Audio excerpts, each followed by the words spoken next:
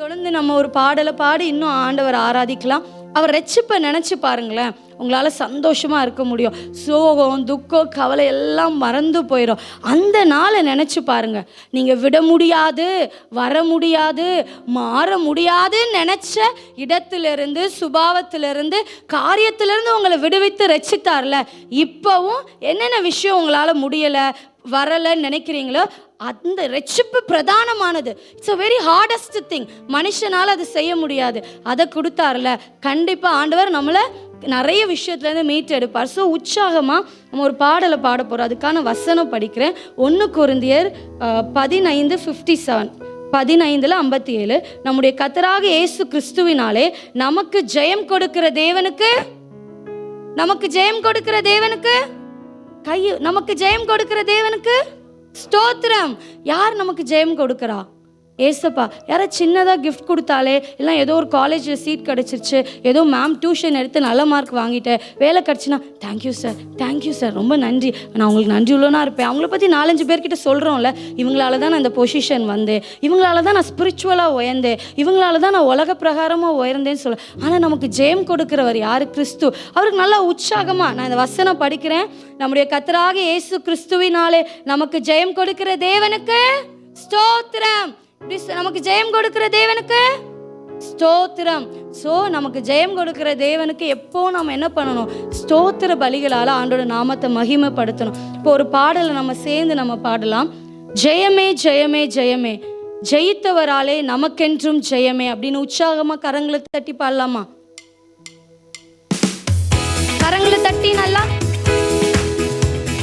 ஜெயமே ஜெயமே ஜெயமே, ஜெயித்தவரால் நமக்கென்றும் ஜெயமே, இயேசு நாமத்தாலே என்றும் ஜெயமே, இனி தோல்வி நமக்கில்லை. ஜெயமே ஜெயமே ஜெயமே ஜெயமே, ஜெயித்தவரால் நமக்கென்றும் ஜெயமே, இயேசு நாமத்தாலே என்றும் ஜெயமே, இனி தோல்வி நமக்கில்லை.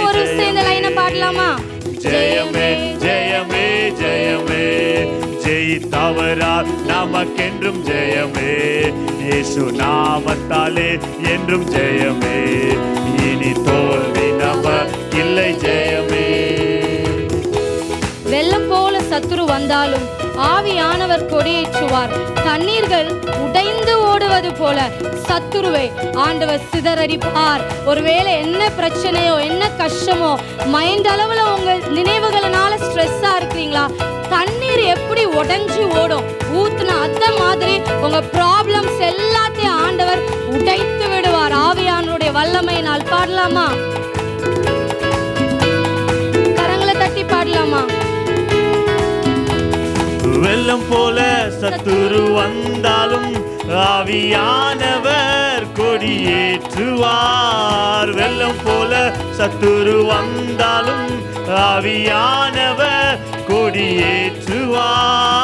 தண்ணீர்கள் உடைந்து ஓடுவது போல் சத்துருவை சிதறடிப்பார். தண்ணீர்கள் உடைந்து ஓடுவது போல் சத்துருவை சிதறடிப்பார். சொல்லுவீங்களா? ஜெயமே ஜெயமே ஜெயமே ஜெயமே, ஜெயித்தவரால் நமக்கென்றும் ஜெயமே, இயேசு நாமத்தாலே என்றும் ஜெயமே, இனி தோல்வி நமக்கில்லை. ஜெயமே ஜெயமே ஜெயமே ஜெயமே, ஜெயித்தவரால் நமக்கென்றும் ஜெயமே, இயேசு நாமத்தாலே என்றும் ஜெயமே, இனி தோல்வி நமக்கில்லை. ஜெயமே.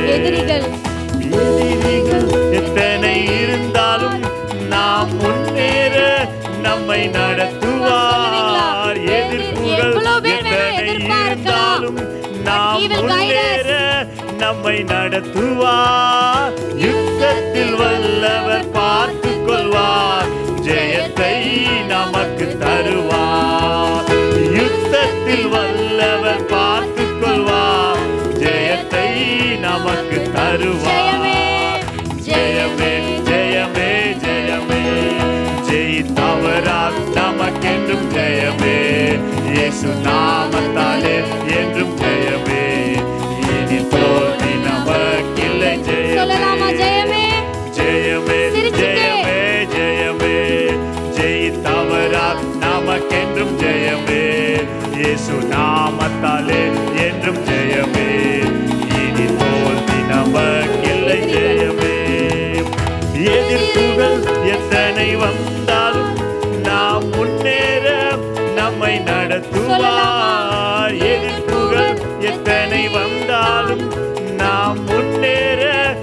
நம்மை நடத்துவார். யுத்தத்தில் வல்லவர் பார்த்துக் கொள்வார்.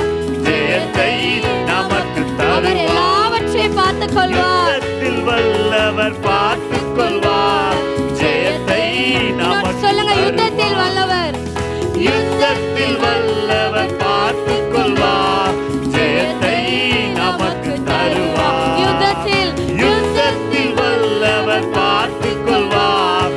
ஜெயத்தை நமக்கு தருவார். தலைக்கு மேல கையை தட்டி ஜெயமே ஜெயமே ஜெயமே, ஜெயித்தவரால் நமக்கென்றும் ஜெயமே. இயேசு நாமத்தாலே என்றும் ஜெயமே. இனி தோல்வி நமக்கில்லை. ஜெயமே ஜெயமே ஜெயமே ஜெயமே, மனுஷனால் அல்ல இந்த ஜெயம் கர்த்தரால். நாமத்தாலே என்றும் ஜெயமே. இனி தோல்வி நமக்கில்லை. ஜெயமே. ஹalleluya ஹalleluya. கடைசி சரணம், எதிர்ப்புகள் எத்தனை இருந்தாலும் நான் முன்னேற நம்மை நடத்துவார். யுத்தத்தில் வல்லவர் he will take care of it. அவர் பார்த்து கொள்வார். நீங்க ஏன் கலங்குறீங்க? நீங்க ஏன் உங்க மைண்ட்ல வச்சு யோசிக்கிறீங்க? ஏன் உங்க இருதயத்தை பலவீனப்படுத்துங்க? அவர் பார்த்து கொள்வார். ஜெயத்தை நமக்கு தருவார். இது லேசான காரியம், அவர் பார்த்துப்பார். ஆனால் ஜெயத்தை உங்களுக்கு நான் தருவேன், ஜெயத்தை உனக்கு தருவேன், உன் பாரத்தை நான் பார்த்துக்கொள்வேன். கர்த்தர் மேலே உங்கள் பாரத்தை நீங்கள் வைத்து விடுங்க, அவர் ஒரு நாள் நம்மளை தள்ளாட விட மாட்டார். So keep all your burdens on Christ. ஆண்டவர் மேலே நம்பி உங்கள் பாரத்தை வைக்கலாம். மனுஷர்களால் சுமக்க முடியாது நிரந்தரமாக. நம்பி வைங்க. அவர் ஜெயத்தை மாத்திரம்தான் உங்கள் குடும்பத்துக்கு, உங்கள் வாழ்க்கையில், உங்கள் படிப்பில், உங்கள் வேலையில். இப்போ நீங்கள் கடந்து போகிற எமோஷனலாக எதுக்காவது ஸ்ட்ரெஸ் ஆகிறீங்களா? டிசிஷன் எடுக்க முடியாமலா? he will take care of it. எழுமி நின்று உற்சாகமாக திருப்பி பாடலாமா? ஜெயமே ஜெயமே, ஜெயித்தவரால் நமக்கு ஜெயம் அப்படின்னு சொல்லிட்டு உற்சாகமாக பாடலாமா? கரங்களை தட்டி ஜெயமே ஜெயமே ஜெயமே, ஜெயித்தவரால் நமக்கென்றும் ஜெயமே. இயேசு நாமத்தாலே என்றும் ஜெயமே. இனி தோல்வி நமக்கில்லை. ஜெயமே ஜெயமே ஜெயமே ஜெயமே, ஜெயித்தவரால் நமக்கென்றும் ஜெயமே. இயேசு நாமத்தாலே என்றும் ஜெயமே. இனி தோல்வி நமக்கில்லை. எதிர்ப்புகள் எத்தனை இருந்தாலும், எதிர்ப்புகள் எத்தனை இருந்தாலும் நாம் முன்னேற நம்மை நடத்துவார். எதிர்ப்புகள் இருந்தாலும் அவர் நேர்வழியாய் நடத்துவார். முன்னேற நம்மை நடத்துவார். யுத்தத்தில் வல்லவர் பார்த்துக் கொள்வார். ஜெயத்தை நமக்கு தருவார். யுத்தத்தில் வல்லவர் பார்த்துக் கொள்வார். ஜெயத்தை நமக்கு சொல்லலாமா? யுத்தத்தில் வல்லவர், யுத்தத்தில் வல்லவர் பார்த்துக் கொள்வார். ஜெயத்தை நமக்கு தருவார். யுத்தத்தில் வல்லவர் பார்த்துக் கொள்வார். ஜெயத்தை நமக்கு தருவார். ஜெயமே ஜெயமே ஜெயமே, ஜெயித்தவரால் நமக்கென்றும் ஜெயமே. இயேசு நாமத்தாலே என்றும் ஜெயமே. இனி தோல்வி நமக்கில்லை. ஜெயமே. வெள்ளம் போல சத்துரு வந்தாலும் ஆவியானவர் கொடியேற்றுவார். வெள்ளம் போல சத்துரு வந்தாலும் ஆவியானவர் கொடியேற்றுவார். தண்ணீர்கள் உடைந்து ஓடுவது போல் சத்துருவை சிதறடிப்பார். தண்ணீர்கள் உடைந்து ஓடுவது போல் சத்துருவை சிதறடிப்பார். தண்ணீர்கள் உடைந்து ஓடுவது போல் சத்துருவை சிதறடிப்பார். தண்ணீர்கள் உடைந்து ஓடுவது போல் சத்துருவை சிதறடிப்பார். ஜெயமே ஜெயமே ஜெயமே, ஜெயித்தவரால் நமக்கென்றும் ஜெயமே. இயேசு நாமத்தாலே என்றும் ஜெயமே. தோல்வி இல்லை. தோல்வி நமக்கில்லை. வெள்ளம் போல சத்துரு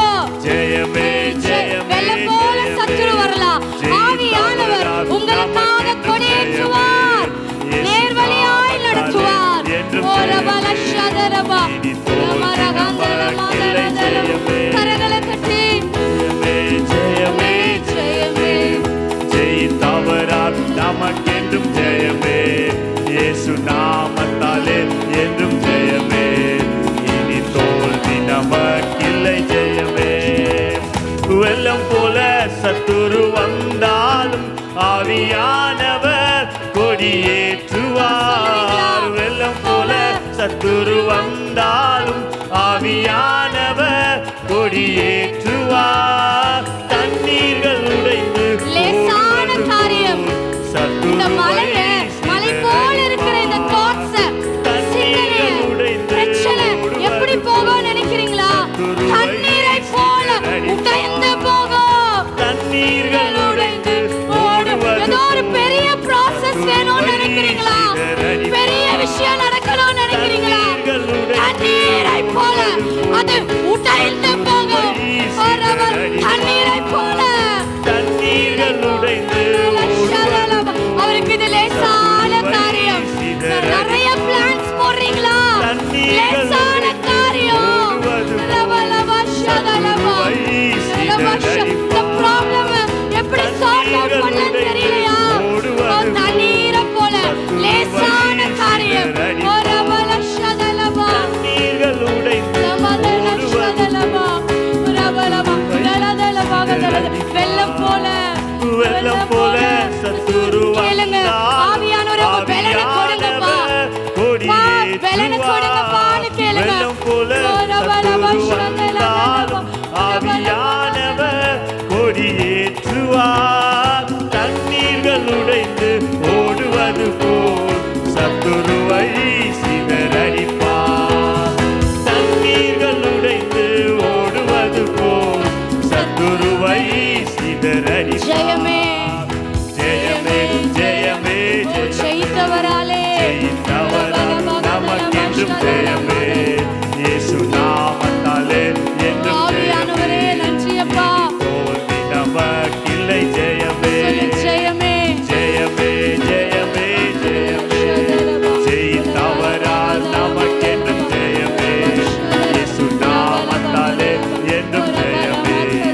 இனி தோல்வி நமக்கில்லை. மரணமே உன் கூரெங்கே? மரணமே உன் கூரெங்கே? பாதாளமே உன் ஜெயமெங்கே? மரணமே உன் கூரெங்கே? பாதாளமே உன் ஜெயமெங்கே? சிலுவையில் இயேசு வெற்றி சிறந்தார். ஜீவனின் பலனுமானார். சிலுவையில் இயேசு வெற்றி சிறந்தார். ஜீவனின் பலனுமானார். ஜெயமே ஜெயமே ஜெயமே ஜெயமே ஜெயித்தவரால் நமக்கென்றும் ஜெயமே. இயேசு நாமத்தாலே என்றும் ஜெயமே. இனி தோல்வி நமக்கில்லை. ஜெயமே ஜெயமே ஜெயமே ஜெயமே ஜெயமே ஜெயித்தவரால் நமக்கென்றும் ஜெயமே. இயேசு நாமத்தாலே என்றும் ஜெயமே.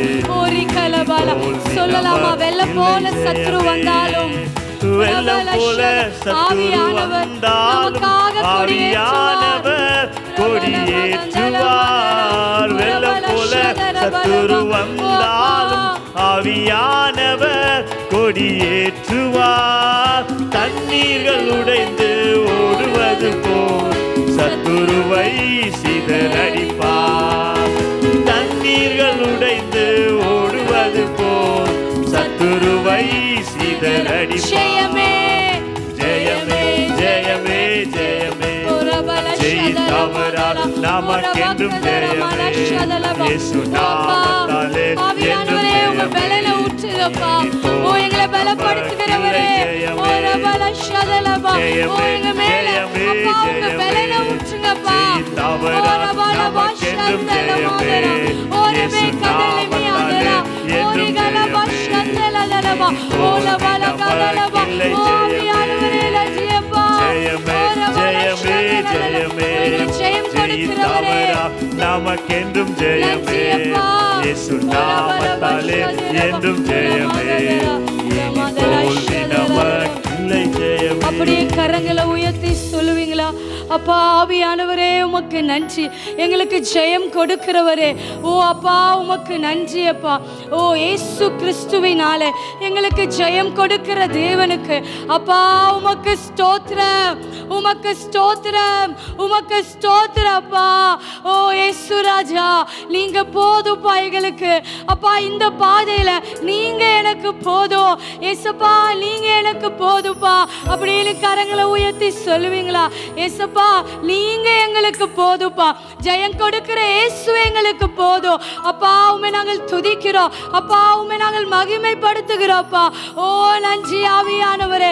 2 கரங்களையும் உயர்த்தி அப்பா நீங்க போதும், நீங்க எனக்கு போதும், நீங்க போதும். இந்த பாதையில எனக்கு அப்பா நேர்வழியாய் நடத்துகிற இயேசு கிறிஸ்து எனக்கு போதும் அப்பா. எனக்கு வெளிச்சத்தை என் பாதையில பிரகாசிக்க பண்ணுகிற இயேசு கிறிஸ்து எனக்கு போதும், நீங்க எனக்கு போதும் அப்பா.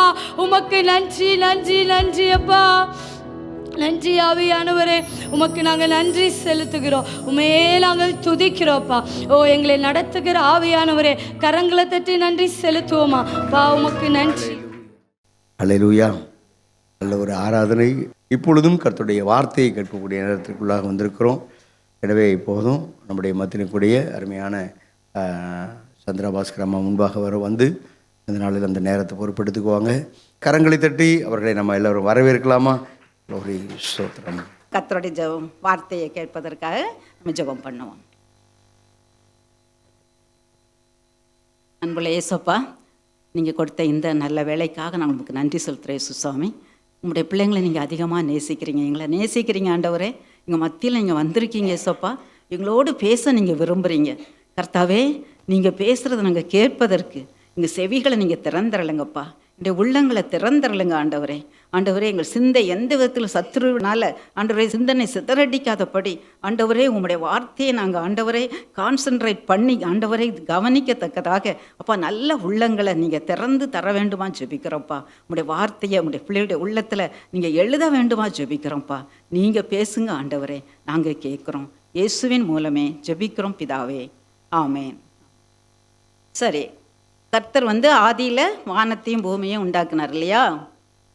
அப்படித்தானா? இல்லையா? டவுட்டாக இருக்கா? இல்லையா?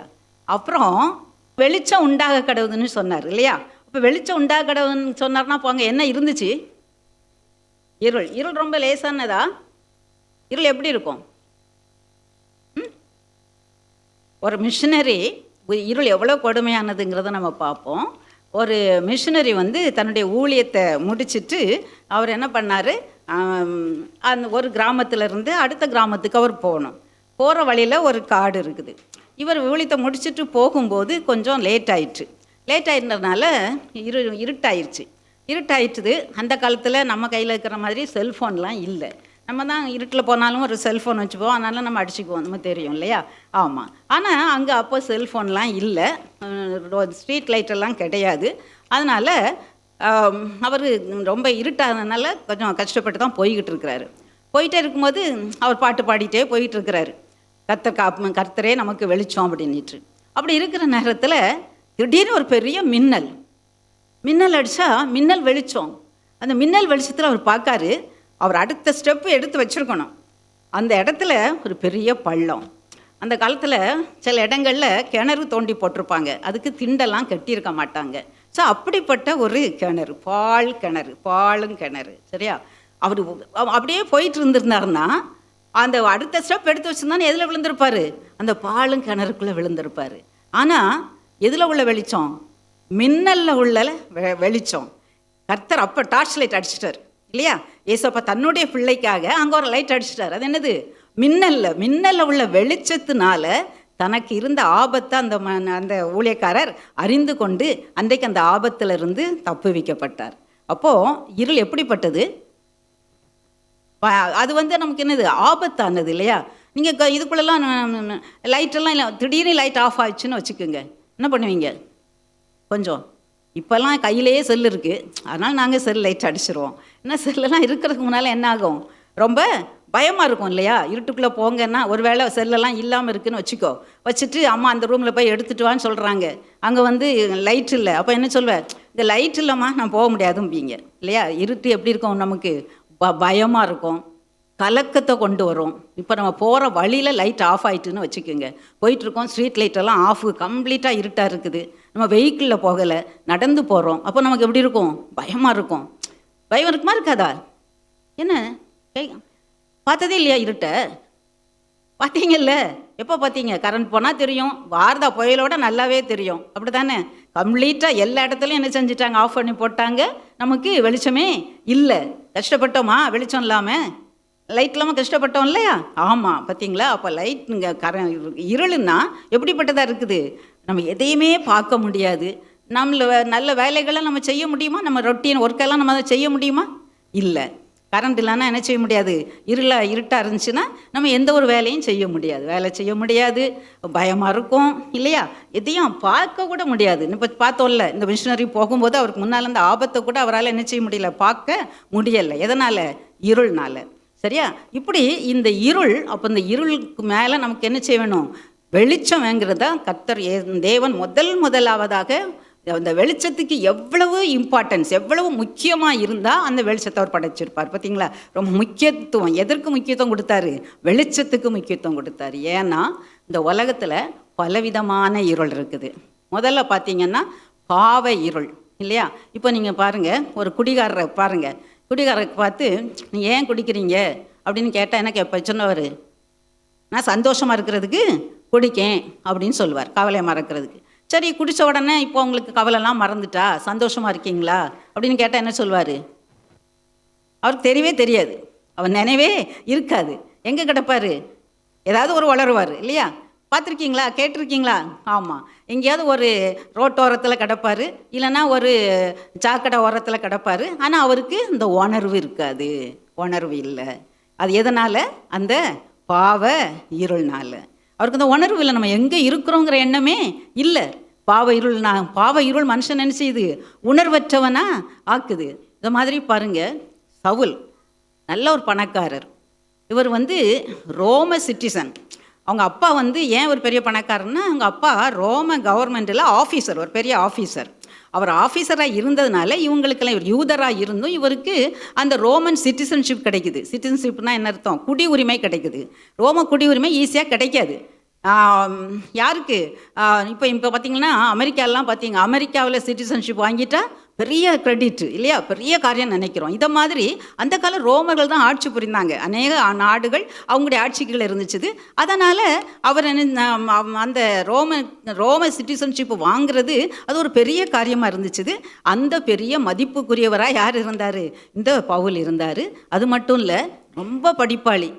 அந்த ரோமபுரியில் நிறையா தத்துவ ஞானிகள் உண்டு. அதில் ஒரு மிக சிறந்த கல்வியாளியார்னா கமாலியல். ஸோ இந்த கமாலியலுடைய பாதத்தரையாக இருந்து படித்தவர் தான் இந்த யார்? பவுல். இவர் வந்து யூத பிரமாணங்களெல்லாம் நல்லா கை கொண்டிருந்தார். ஆனால் பாருங்கள், அவருக்கு என்ன இருந்துச்சுது? அவருக்கு வந்து ஒரு கோபம், ஒரு வைராக்கியம், ஒரு வெறுப்பு. யார் மேலே? இந்த யூத மதத்தை பின்பற்றாதவங்க கிறிஸ்துவை பின்பற்றுறாங்க. இயேசு இப்போ தான் வந்தார், அவரை சிலுவையில் அரைஞ்சு கொன்னாங்க, இவரை பின்பற்ற ஒரு கூட்டம் இருக்குது. அப்புறம் அந்த கூட்டத்தின் மேலே என்னச்சு? ஒரு வெறுப்பு இருந்துச்சு, ஒரு கொலை வெறி இருந்துச்சு. ஸ்தேவான்னு ஒருத்தரை என்ன செஞ்சாங்க? ஸ்தேவான் வந்து நல்ல இயேசுக்கு சீடராக இருந்தார், அவரை பற்றி அறிவிச்சிட்டு இருந்தார். அவரை கொலை செய்கிறதுக்கு இவரும் சம்மதிச்சிருந்தார். அப்போ அந்த ஸ்தேவாண்டை, அந்த ஒரு பரிசுத்தவாண்டை கொலை செய்கிறதுக்கு இவர் என்னவா சம்மதிச்சிருந்தார். அவர் அந்த கல்லறிகிறவங்களுடைய ட்ரெஸ் எல்லாம் வச்சு பார்த்துட்டு இருந்தார். அது மட்டும் இல்லை, இவருமே இந்த மாதிரி இந்த கிறிஸ்தவ மதத்தை பின்பற்றுறவங்களெல்லாம் கொலை செய்யணும் அப்படிங்கிறதுக்காக நிருபங்களெல்லாம், லெட்டர்ஸ் எல்லாம் வாங்கிக்கிட்டு அவர் தமஸ்குக்கு போய்கிட்டு இருக்காரு. என்ன நோக்கம்? கிறிஸ்தவங்களெல்லாம் பிடிச்சி சிறையில் போடணும், பெண்களையோ சிறுவை யாராக இருந்தாலும் பிடிச்சி சிறையில் போடணும், கொலை செய்யணுங்கிற எண்ணத்தோடு அவர் போய்கிட்டு இருக்கிறாரு. அப்போ இவருக்குள்ளே என்ன இருக்குது? இருள் இல்லையா? அவர் அறியலை. சரியா? இயேசு கிறிஸ்து தான் ஜீவனுள்ள தேவன்கிறது அவர் அறியலை இல்லையா? அவர் அறியலை. அது இருள், அவருக்குள்ளாக அந்த பாவ இருள். அது நிமித்தமாக கொலை செய்கிறது பாவம்னு தெரியலை, கோபம் வைராக்கியம் பாவம்னு தெரியலை. அந்த எண்ணத்தோடு அவர் போய்கிட்டு இருக்கும்போது இவர் தமஸ்கு நேராக போயிட்டு இருக்கிறாரு. போயிட்டு இருக்கும்போது என்னது, ஒரு பெரிய ஒளி வானத்திலேருந்து அவரை சந்தித்தது. சரியா? இவர் இருளில் இருக்கிறாரு. இப்போ எது சந்திச்சது? ஒரு ஒளி சந்திச்சது. அந்த ஒளி என்ன சொல்லிச்சுது? சவுலே சவுலே, ஏன் என்ன துன்பப்படுத்துகிற? இப்போ தான் தெரிஞ்சிச்சு சவுலுக்கு, நான் யாரையோ துன்பப்படுத்துகிறேன். இது வரைக்கும் அவருக்கு தெரியலை, தான் துன்பப்படுத்துறத கூட தெரியலை. இப்போ தான் தெரியுது அவருக்கு. ஒளி வந்ததுனால அவருக்கு தெரியுது, நீ துன்பப்படுத்துகிற, ஏன் என்ன துன்பப்படுத்துகிற அப்படி. இப்போ நீர் யார் ஆண்டவரேன்னு கேட்கும்போது சொல்கிறாரு, நீ துன்பப்படுத்துகிற இயேசு நானே. நீ துன்பப்படுத்திட்டு இருக்கல்ல ஒருத்தரை, அந்த துன்பப்படுத்துகிற இயேசு நான். முள்ளில் உதைக்கிறது உனக்கு கடினமா? நீ எதில் உதைச்சிட்டு இருக்க? முள்ளை உதைச்சிட்டு இருக்க, அது உனக்கு தான்ப்பா கஷ்டம், ஏன் நீ கஷ்டப்படுற? அப்படி அன்போடு அந்த ஒளி சொல்லுது. சரியா? அப்போது அவர் தன்னை அப்போ தான் உணர்கிறார், நான் வந்து இயேசு கிறிஸ்துக்கு விரோதமாக நான் தப்பு செஞ்சுருக்கிறேன். அப்போ அவர் தான் தெய்வம், அதனால தான் அவரை பேசுகிறாரு. இவருக்கு விரோதமாக நான் தப்பு செஞ்சுட்டேனே அப்படின்னு ஆண்டவரே நமக்கு நான் என்ன செய்ய சித்தமாக இருக்கிறீர் தன்னை அடி பண்ணிடுறாரு. இப்போ அந்த ஒளி அவரை சந்தித்ததுனால அந்த இருளில் இருந்து இப்போ என்ன செஞ்சிட்டாரு, வெளியே வந்துட்டார் இல்லையா? அந்த பாவத்திலேருந்து. இப்போ கிறிஸ்தவர்கள் அவர் என்ன செய்கிறது இல்லை, துன்பப்படுத்துறது இல்லை. கிறிஸ்துவுக்காக தன் ஜீவனை கொடுப்பதற்காக அதற்கப்புறம் தன்னை முற்றிலுமாக அர்ப்பணித்து விட்டார். இது என்ன இருள்? பாவ இருள். சரியா? பாவ இருள் ஒரு மனுஷனை பிடிச்சிருக்கும் போது அவன் என்ன இருக்காது, சந்தோஷம் இல்லை, சமாதானம் இல்லை இல்லையா? கோபம், எரிச்சல், வைராக்கியம், கொலவெறி, இப்படி பாவ காரியங்கள் தான் இருக்குது. அந்த பாவ காரியங்கள் இருக்கும்போது மனசில் என்ன கிடைக்காது, நிம்மதி கிடையாது, சமாதானம் கிடையாது இல்லையா? அதனால் இயேசுவாகிய ஒளி நம்மளை சந்திக்கும் போது, அங்கே யார் சந்திச்சா? ஒரு ஒளி சந்திச்சுதா? போகல. என்ன ஒளி சந்திச்சது? இயேசுவாகிய ஒளி சந்திச்சப்போ அவருடைய பாவ கட்டுகளை விடுவிக்கப்பட்டு இவர் என்ன ஆகிட்டார்? இப்போ இயேசுவுக்காக ஊழியம் செய்கிற ஒருவராக என்ன செஞ்சிட்டாரு, மாறிட்டார் இல்லையா? இதே மாதிரி பாவத்திலேயே ஒரு மனுஷன் வாழ்ந்துட்டு இருக்கான்னு வச்சுக்கோங்க. பாவத்திலே வாழ்ந்துட்டு இருந்தான்னா அவனுக்கு கொஞ்ச நாளில் குடிச்சிக்கிட்டு, முதல்ல கொஞ்ச நாள் குடிப்பான், சந்தோஷத்தை கவலையை மறக்கிறதுக்குன்னு. அப்புறம் குடி இல்லாமல் இருக்க முடியாமல் ஆயிரும், கை காலெலாம் ஆட ஆரம்பிச்சிடும். பார்த்துருக்கீங்களா? பாவம் சில ஒரு தப்பு நம்ம தெரிஞ்சு அதை நம்ம அதிலிருந்து நம்ம இப்போ ஒரு ஏசப்பாலாம் ஏற்றுக்கொண்டிருப்போம், ஒளியை சந்திச்சிருப்போம். நம்மளுடைய ஒளியை சந்திச்சாதான் நம்ம வந்து இயேசு கிறிஸ்துவை ஏற்றுக்கொண்டாதான் இந்த பாவ இருளிலிருந்து நம்ம என்ன செய்ய முடியும், விடுதலை பெற முடியும். பாவ இயேசுவை எதில் சந்திக்கணும்? கல்வாரி சிலுவையில் இயேசு கிறிஸ்து என்னுடைய பாவங்களெல்லாம் சுமந்தார், எனக்காக ரத்தத்தை சிந்தினார். அவருடைய ரத்தத்தினால நான் வந்து கழுவப்படுறேன். என்னுடைய பாவத்தெல்லாம் அவர் சிலுவையில் சுமந்துட்டதுனால என் பாவத்தை நான் அவர்கிட்ட அறிக்கையிட்டால் அவர் என்ன மன்னிக்கிறாரு. பாவத்தை அறிக்கையிட்டால் நம்ம மன்னிப்பதற்கு அவர் உண்மையும் நீதி உள்ளவராக இருக்கிறாரு. இயேசு கிறிஸ்துவின் ரத்தம் சகல பாவங்களை நீக்கி நம்மளை சுத்தமாக்குது. அதனால் இயேசு கிறிஸ்துடைய ரத்தத்தை விசுவாசிக்கும் போது, இந்த கல்வாரியை நோக்கி பார்க்கும்போது அவருடைய ரத்தம் நம்மளை என்ன செய்கிறது, பாவத்தெல்லாம் நமக்கு மன்னிக்கிறது. சரியா? அப்படி சில சமயம் நம்ம பாவ மன்னிப்பை பெற்றால் கூட சில சமயம் சில காரியங்களை நம்ம இன்னும் விட முடியாமல் இருக்கிறோம். ஒருவேளை நம்ம செல்ஃபோனுக்கு அடிமையாக இருக்கலாம், சீரியலுக்கு அடிமையாக இருக்கலாம், இது டிவிக்கு அடிமையாக இருக்கலாம் இல்லையா? இல்லைன்னா மற்றவங்களை பற்றி குறை சொல்கிறதுல நம்ம தப்புனே நினைக்காமல் இருக்கலாம். கிளாஸில் டீச்சரை கிண்டல் பண்ணுறதில்ல, காலேஜில் லெக்சரர்ஸை கிண்டல் பண்ணுறதில்ல, ஒரு குரூப் கிண்டல். இப்போ நம்ம இங்கெல்லாம் நல்லா இருப்போம், ஆனால் அங்கே ஒரு குரூப்பு நம்ம எல்லாம் சேர்ந்துட்டா, ஃப்ரெண்ட்ஸ் எல்லாம் சேர்ந்துட்டாங்கன்னா ஃப்ரெண்ட்ஸ் கொஞ்சம் நக்கல் அடிப்பாங்க இல்லையா? டீச்சரை பற்றி, லெக்சரரை பற்றி, இல்லைனா அவங்க பாஸை பற்றி, அவங்க ஒர்க் பண்ணுற இடத்துல பாஸை பற்றி இதெல்லாம் நக்கல் பேசுவாங்க, கிண்டல் அடிப்பாங்க. அப்போ நம்மளும் சேர்ந்து என்ன செஞ்சுக்குவோம், அதை நம்ம ரசிப்போம். சில சமயம் நம்மளும் கூட என்ன செஞ்சிருவோம், சில கிண்டலை பேச்சு பேசிடுவோம் இல்லையா? ஆனால் வேதம் சொல்லுது, பரியாசக்காரர் உட்கார இடத்துல உட்காராதே. இது பாவம். இது நமக்கு பாவம்னு நமக்கு என்ன செய்யறது தெரியாது இல்லையா? நம்ம அது இந்த தப்பெல்லாம் நம்ம செஞ்சுருவோம். இப்படி செய்ய செய்ய சில தப்புகள் செய்ய செய்ய நமக்கு முதல்ல உள்ளத்துலேருந்து ஓ இது தப்பு அப்படின்னு நம்ம ஆவியான நமக்கு சொல்லக்கூடாது. ஆனால் நம்ம அதை மறுபடியும் அந்த தப்புலையே நம்ம செஞ்சுக்கிட்டே, அதை சட்டை பண்ணாமல் அதை செஞ்சுட்டே இருக்கோம் வச்சுக்கோ. கீழ்ப்படியாமல் இருப்ப, எதிர்த்து பேசிகிட்டு இருப்ப, கோபப்பட்டுட்டு இருப்ப. நீ ஏசப்பா ஏற்றிருப்ப, ஆனாலும் நீ கோபப்பட்டுட்டு இருப்ப, வீட்டில் அம்மாட்ட எரிச்சல் பட்டுட்டு இருப்ப, கோபப்பட்டுட்டு இருப்ப. ஆனால் இதெல்லாம் முதல்ல மனசுக்குள்ளே சச்சோ நம்ம கோவப்படக்கூடாது அப்படி மனசில் ஒரு உணர்த்து வரும். வந்திருக்கா? தூங்குறீங்களா? விழிச்சிருக்கீங்களா? வந்திருக்குல்ல, அப்படி என்ன வந்திருக்குல்ல. அப்புறம் ஆனாலும் என்ன செஞ்சிருவோம், அடுத்த தடவையும் திரும்பியும் கோவப்பட்டுருவோம். சரி நான் சரியாக தானே கோவப்பட்டேன், எங்கள் அம்மா நான் தப்பாக சொல்லிட்டாங்க, அதனால தான் நான் கோவப்பட்டேன் அப்படி நம்ம நம்முடைய கோபத்தை நம்ம என்ன செஞ்சுக்கணும், நியாயப்படுத்திக்கிடுவோம். இப்படி போக போக போக அது நமக்கு அது ஒரு வழக்கமாக ஆயிரும். நமக்கு அது பாவனே நமக்கு தெரியாத உணர்வாயிரும். இது பாருங்கள், மெக்சிகன் சீனே ஒன்று இருக்குது. எங்கன்னா வட அமெரிக்காவுக்கும் தென் அமெரிக்கா, நீங்கள் ஜாகிரஃபியில் பார்த்துருப்பீங்க, மேப்பு ஒர்க்லாம் பண்ணியிருக்கீங்கல்ல இல்லையா? பார்த்தா வட இந்தியா அமெரிக்காவுக்கும் தென் அமெரிக்காவுக்கும் நடுவில் ஒரு வால் மாதிரி ஒரு சின்ன பகுதி இருக்கும். அதுதான் மெக்சிகோ. அது பக்கத்தில் இருக்கிற கடலுக்கு தான் மெக்சிகன் சீன்னு பேர். சரியா? இந்த மெக்சிகன் சீல ஒரு விதமான மீன் இருக்குது. அந்த மீனுக்கு என்னவா, கண்ணே தெரியாது. மீனுக்கு கண்ணு தெரியாது, பிளைண்ட் ஃபிஷ். சரியா? ஏன் இது பிளைண்ட் ஃபிஷ் ஆச்சுது அப்படின்னு ஆராய்ச்சி பண்ணால் என்ன அர்த்தம், என்ன ஆச்சுதான், அந்த மெக்சிகன் சீல நிறைய கேவ்ஸ், குகைகள் இருக்குதான். அந்த குகைக்குள்ளே இந்த மீன் வாழுதான். அந்த மீன் அதனால் ஒரு நாள் அந்த வெளிச்சத்தை பார்த்ததே இல்லை, வெளிச்சத்துக்கே வந்தது இல்லை. வெளிச்சத்தை பார்க்காதனால, அந்த இருளுக்குள்ளே இருந்ததுனால அந்த கண்ணுக்கு என்ன செய்யுது, பார்க்குற தன்மையை அது என்ன செஞ்சிச்சு, இழந்துட்டுது. அதனால் பார்க்க முடியாது. இதுதான் பாவம் செய்கிற வேலை. நம்ம பாவத்திலே நம்ம இருந்துட்டோமே, ஆனால் நம்மளால் என்ன செய்ய முடியாது, அதை பாவனையே உணர முடியாது, பாவங்கிறதே உணர முடியாது. சரியா? அப்போ நம்ம பாவத்திலே உணராமல் அந்த பாவத்துக்குள்ளேயே என்ன செஞ்சுட்டு இருப்போம், வாழ்ந்துட்டுருப்போம். ஒளியை நம்மளால் பார்க்க முடியாது. ஒளியாகிய இயேசு கிறிஸ்துவ சத்தியத்தை நம்மளால் என்ன செய்ய முடியாது, பார்க்க முடியாது. ஏசாயா தீர்க்கதரிசி அவர் மற்றவங்களெல்லாம் ஐயோ இந்த தேசத்து மக்கள்லாம் எவ்வளோ தப்பு பண்ணுறாங்க, இவங்களுக்கு ஐயோ அவங்களுக்கு ஐயோ அப்படின்லாம் சொல்லிகிட்டே இருப்பார். நீங்கள் ஏசாயா 6ஆம் அதிகாரத்தில் 1-6 வசனங்களை பார்த்தீங்கன்னா தெரியும். நீங்கள் வீட்டில் போய் பாருங்கள். அப்போது அதில் பார்க்கும்போது பாருங்கள், அவர் ஒரு நாள் அவர் தேவாலயத்துக்கு போகிறாரு. ஆலயத்துக்கு போகும்போது தேவனை பார்க்குறாரு. அவர் உன்னதமான சிங்காசனத்தில் வீற்றிருக்கிறாரு, தேவாதி தேவன். அவருடைய வஸ்திர தொங்கலால் தேவாலயம் நிறைஞ்சிருக்கு. தூதர்கள்லாம் அவரை புகழ்ந்து பாடிட்டு இருக்கிறாங்க. 2 சட்டைகளால் முகத்தை மூடி இருக்காங்க, 2 சட்டைகளால் காலை மூடி இருக்கிறாங்க, 2 சட்டைகளால் பறந்து சொல்கிறாங்க, சேனைகளின் தேவனாகிய கர்த்தர் பரிசுத்தர் பரிசுத்தர்னு. அப்போடைய வஸ்திர தொங்கலால் தேவாலயம் நிறைந்திருக்குது. அப்படின்னா தேவனுடைய மகிமை அந்த இடத்துல இறங்கி இருக்குது. மகிமை அந்த இடத்துல, அந்த ஒளியில் தேவனுடைய மகிமை ஒளிமயமானது இல்லையா? அந்த ஒளியில் அவர் தன்னை பார்க்கும்போது பார்க்குறாரு, ஐயோ நான் அசுத்த உதடுள்ள மனுஷன் நடுவில் குடியிருக்கிறேன். நான் அசுத்த உதடுள்ள மனிதர்கள் நடுவில் ஐயோ நான் அதமானேன். பார்த்தீங்களா? அசுத்த உதடுள்ள மனுஷன், அசுத்த உதடுள்ள ஜனங்களின் நடுவில் வாசமாக இருக்கிறேன். சேனைகளின் கர்த்தராகிய ராஜாவை என் கண்கள் கண்டதே. பார்த்தியா? ராஜாவை காணும்போது, அவருடைய ஒளியை காணும்போது, ஒளியில் அவருக்கு தெரியுது நான் பாவி, நான் அசுத்த உதடு உள்ளவன், அசுத்த உதடு உள்ள ஜனங்கள் மத்தியில் நான் குடியிருக்கிறேன். அப்போ ஒளி நமக்கு எதை காட்டுது, வெளிச்சம் நமக்கு என்ன காட்டுது, நம்மளை காட்டுது. நம்ம எப்படிப்பட்டவங்க, நம்ம எவ்வளோ தப்பு செய்கிறோம், எவ்வளோ பாவம், நம்ம பாவம் செய்கிறோங்கிறத எது தான் நம்ம காட்ட முடியும், ஒளி தான் காட்ட முடியும். சில சமயம் நம்ம ஒரு கல்யாண வீட்டுக்கு போகணுன்னு ட்ரெஸ் பண்ணணும்னு நினச்சிக்குவோன்னு வச்சுக்கலாங்களேன்.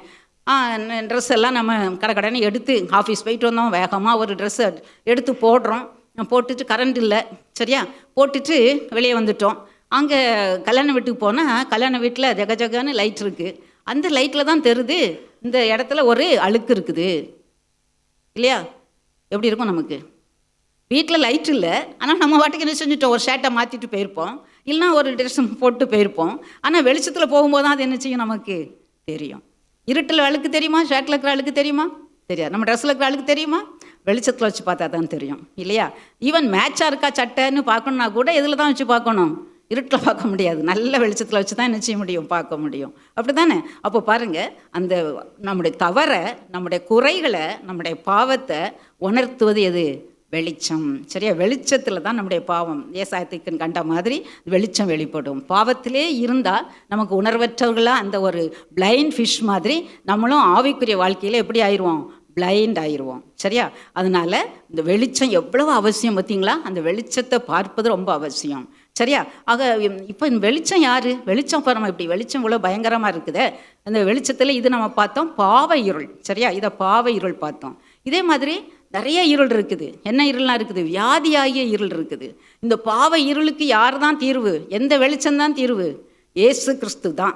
நம்ம இயேசு கிறிஸ்துகிட்ட வந்தால் தான், அவருடைய ரத்தத்தால் கழுவப்பட்டால் தான் இந்த பாவ கட்டில் நம்ம என்ன செய்ய முடியும், விடுதலை பெற முடியும்.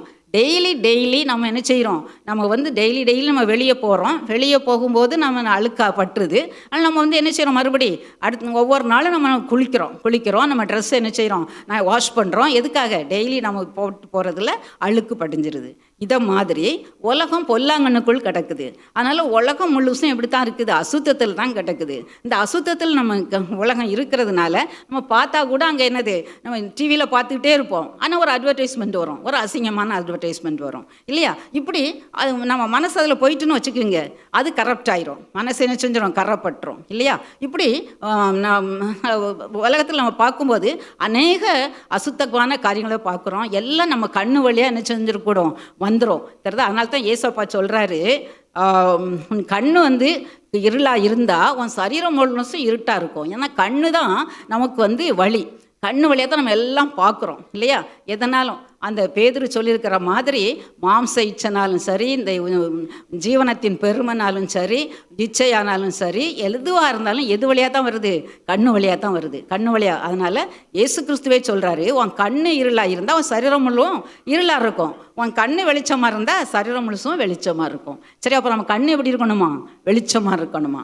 சரியா? அதனால் நம்ம கண்ணை குறித்து நம்ம கவனமாக இருக்கும். இப்போ பாருங்கள், இந்த பாவமாகிய இருளிலிருந்து நம்ம விடுபடணும்னா அதனால் நம்ம என்ன செய்யணும், ஒரு சமயம் தான் ஏசப்பாட்ட போய் நம்ம ரட்சிக்கப்பட்டோம், கல்வாரி கழிச்சு காத்தோம், அவர் ஒளி என்னை சந்திச்சுது, நான் ஏசப்பா ஏற்றுக்கிட்டேன் அப்படிங்கிற அளவில் நம்ம திருப்தியாக இருக்க முடியாது. ஏன்னா உலகத்து முழுசும் நம்ம காற்று அடிக்குது, பொல்யூஷன். சரியா? அசுத்தமான காற்றுகள் வீசிக்கிட்டே இருக்குது.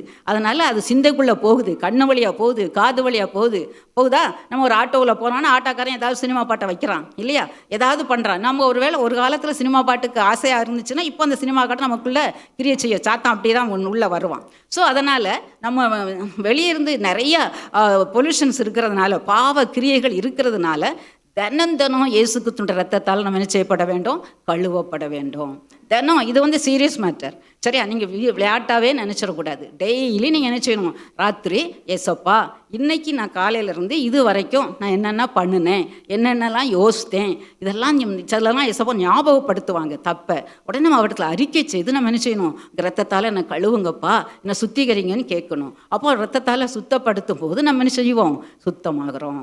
அப்போ அந்த ஒளி, இயேசுவினுடைய ஒளி நம்மளை என்ன செய்யுது, அந்த பாவ இருளிலிருந்து நம்மளை விடுவிக்குது. சரியா? அதனால் இது முக்கியமான காரியம். நீங்கள் அதை எல்லாரும் என்ன செய்யணும், பின்பற்றணும். அடுத்ததாக என்ன வருது, வியாதியாகிய இருள் வருது. சில சமயம் நமக்கு ஒரு சின்ன வியாதி வந்தால் கூட நம்ம ஒரு பெருசாக யோசித்துருவோம் இல்லையா? ஒரு தலைவலி வருது, இல்லைனா ஒரு வயிற்றில் ஏதோ இல்லை ஒரு கட்டி வருது, உடனே ஐயோ இப்போ இதுவாக இருக்குமோ அதுவாக இருக்குமோ அப்படின்னு நம்ம என்ன செஞ்சிருவோம், பயந்துருவோம். ஒருவேளை கொஞ்ச நாள் சிக்கா படுத்துட்டோன்னு வச்சுக்கோங்க, அப்போது நமக்கு எரிச்சலாக வரும் இல்லையா? எப்படா இப்படி தான் நம்ம இருந்துருவோமோ, கால் வலி வந்துட்ட, இனிமேல் நான் நடக்க முடியாதோ அப்படின்னு நம்ம என்ன செஞ்சுருவோம், நம்மளை குறித்தே ஒரு சோர்வு மனப்பான்மை வந்துடும். நம்ம சந்தோஷமாக இருக்க முடியாது இல்லையா? அதுமா நிறைய நம்ம பேஷண்ட்ஸை பார்க்கும்போது பாருங்கள், நம்பிக்கை இழந்து போய் இருக்கிறாங்க. சில கேன்சர் பேஷண்ட்ஸு, சில பேஷண்ட்ஸ்லாம் பார்த்தீங்கன்னா நம்பிக்கை இழந்து போய் இருக்கிறாங்க. சரியா? இப்போது அந்த மாதிரி ஒரு காரியம் வேதாகமத்தில் சொல்லப்பட்டிருக்கு. 2 ராஜாக்கள் 20வது அதிகாரத்தில் நீங்கள் வீட்டில் போய் வாசிக்கணும். சரியா? எசேக்கியாங்கிற ஒரு ராஜாவை பார்க்குறோம். அந்த ராஜாவுக்கு ஒரு வியாதி வந்துச்சுது. அது என்ன வியாதி, மரணத்துக்கு ஏதுவான வியாதி. சரியா? மரணத்துக்கு ஏதுவான வியாதி. அது வந்து சொல்கிறாங்க கேன்சர் தான், பிளவை வியாதின்னு சொல்லப்பட்டிருக்குது. சரியா? அதனால் அது கேன்சர்னு சொல்கிறாங்க. ஸோ அந்த வியாதி ஏற்பட்டது. அதனால் ரொம்ப துக்கமாக இருக்கிறது அந்த ராஜா. ஆனால் இன்னும் துக்கத்தை உண்டாக்குற மாதிரி அப்போ இருந்த தீர்க்கதரிசி ஏசாயா. அந்த தீர்க்கதரிசியை கர்த்தர் அனுப்புகிறாரு, நீ போய் சொல்லு சிதைக்கியாட்ட, உன்னை நீ வந்து வீட்டு காரியத்தெல்லாம் ஒழுங்குபடுத்து, நீ சீக்கிரமாக மறிக்க போகிற அப்படின்னுட்டு. இந்த செய்தியை கேட்டேன். சும்மாவே ஒரு சின்ன வியாதி வந்தாலே நமக்கு என்ன தான் பயம் வரும், நான் செத்து போயிடுவேனோ, தலை வலிக்குத, அது பற்றி பிரெயினில் டியூமராக இருக்குமோ இல்லையா, ஐயோ வயிறு வலிக்குத, வயிறு அப்படியே திரளுத, அப்போ அதில் வயிறில் ஒரு கட்டி இருக்குமோ, இப்படி தான் நம்ம இமேஜினேஷன்ஸ் போகும் இல்லையா? நம்ம அப்படி தான் நம்ம திங்க் பண்ணுவோம். நமக்கு ஒரு சின்னனா கூட நம்ம பெருசாக ஒரு பெரிய வியாதியாக நம்ம கற்பனை பண்ணுவோம் இல்லையா? பண்ணி நமக்கு பயப்படுவோம், இப்படி இருந்துருமோ, நான் செத்து போயிடுவேனோ, அப்படி ஒரு பயம். ஆனால் இங்கே வந்து ஏசாயா தீர்க்கதரிசி டேரவே வந்து சொல்கிறாரு, நீ என்ன செய்வா, மரித்து போவான்னு சொல்கிறாரு. சொன்ன உடனே அவருக்கு எப்படி இருந்துச்சு, மிகவும் துக்கமாக இருந்துச்சு. அதில் நீங்கள் பார்த்தீங்கன்னா பாருங்கள், 2 ராஜாக்கள் 20வது அதிகாரத்தில் ஒரு இந்த வசனத்தை நீங்கள் பார்த்தீங்கன்னா என்ன சொல்லியிருக்கோன்னா, சுவர் பக்கமாக திரும்பி மிகவும் அழுதான். அவன் ரொம்ப அழுறான், ரொம்ப வேதனைப்படுறான், ரொம்ப கஷ்டப்படுறான் இல்லையா? இங்கே பாருங்கள், 2 ராஜாக்கள் 20:3 பார்ப்போம். பார்த்தீங்கன்னா மிகவும் அழுதான். பார்த்தீங்களா? கர்த்தாவே, நான் உமக்கு முன்பாக உண்மையும் உத்தமாக நடந்தேன், உன் பார்வைக்கு நலமானதெல்லாம் செஞ்சேன். ஆனால் பாருங்க, என்னை நினைத்தருள்னு விண்ணப்பம் பண்ணான். எசேக்கியா மிகவும் அழுதான். மிகவும் அழுது சுவர் பக்கமாக திரும்பி, யாரையும் பார்க்க அவருக்கு இஷ்டம் இல்லை. தன்னுடைய உறவினர்களையோ தன்னுடைய குடும்பத்தாரையோ யாரையும் பார்க்க இஷ்டம் இல்லை. ஏன்னா நாம் சத்து போவோம் அப்படின்னு பயந்து என்ன முகம் புக்கிற சுவர் பக்கமாக திரும்பி அவர் ரொம்ப அழறாரு. இந்த அழுறதை கேட்டதும், இந்த ஜெபத்தை கேட்டதும், ஜெபம் பண்ணார் பார்த்தீங்களா? விண்ணப்பத்தை கேட்கிற தேவன் இயேசு கிறிஸ்து, நம்ம அப்பா இல்லையா? நம்ம இயேசப்பா யாரு? விண்ணப்பத்தை தேவன், விண்ணப்பத்தை கேட்கிறவர். இந்த நிலையில் அழுது ஜெபம் பண்ணதுனால உடனே கர்த்தர் சொல்லிட்டாரு, ஏசாயாவை நீ திரும்பி போய் உன் விண்ணப்பத்தை உன் கண்ணீரை நான் கண்டேன், உன் விண்ணப்பத்தை நான் கேட்டேன், உன் ஆயுசு நாட்களோட 15 வருஷம் கூட்டுவேன். இப்போ கர்த்தருடைய வார்த்தை ஒளியாக வருது. கர்த்தருடைய வார்த்தையை தன்னுடைய ஊழியக்காரர் மூலமாக அனுப்புகிறார். நம்ம பார்த்தோம், அந்த ஆலயத்தின் மகிமையினால் அவன் தன்னுடைய குறையை ஏசாயா கண்டார். அது மாதிரி நீங்கள் பாருங்கள், ஆலயத்துக்கு வர்றதுனால நீங்கள் ஒரு பெரிய நன்மையை பெற்றுக்கொள்கிறீங்க. என்ன நன்மை?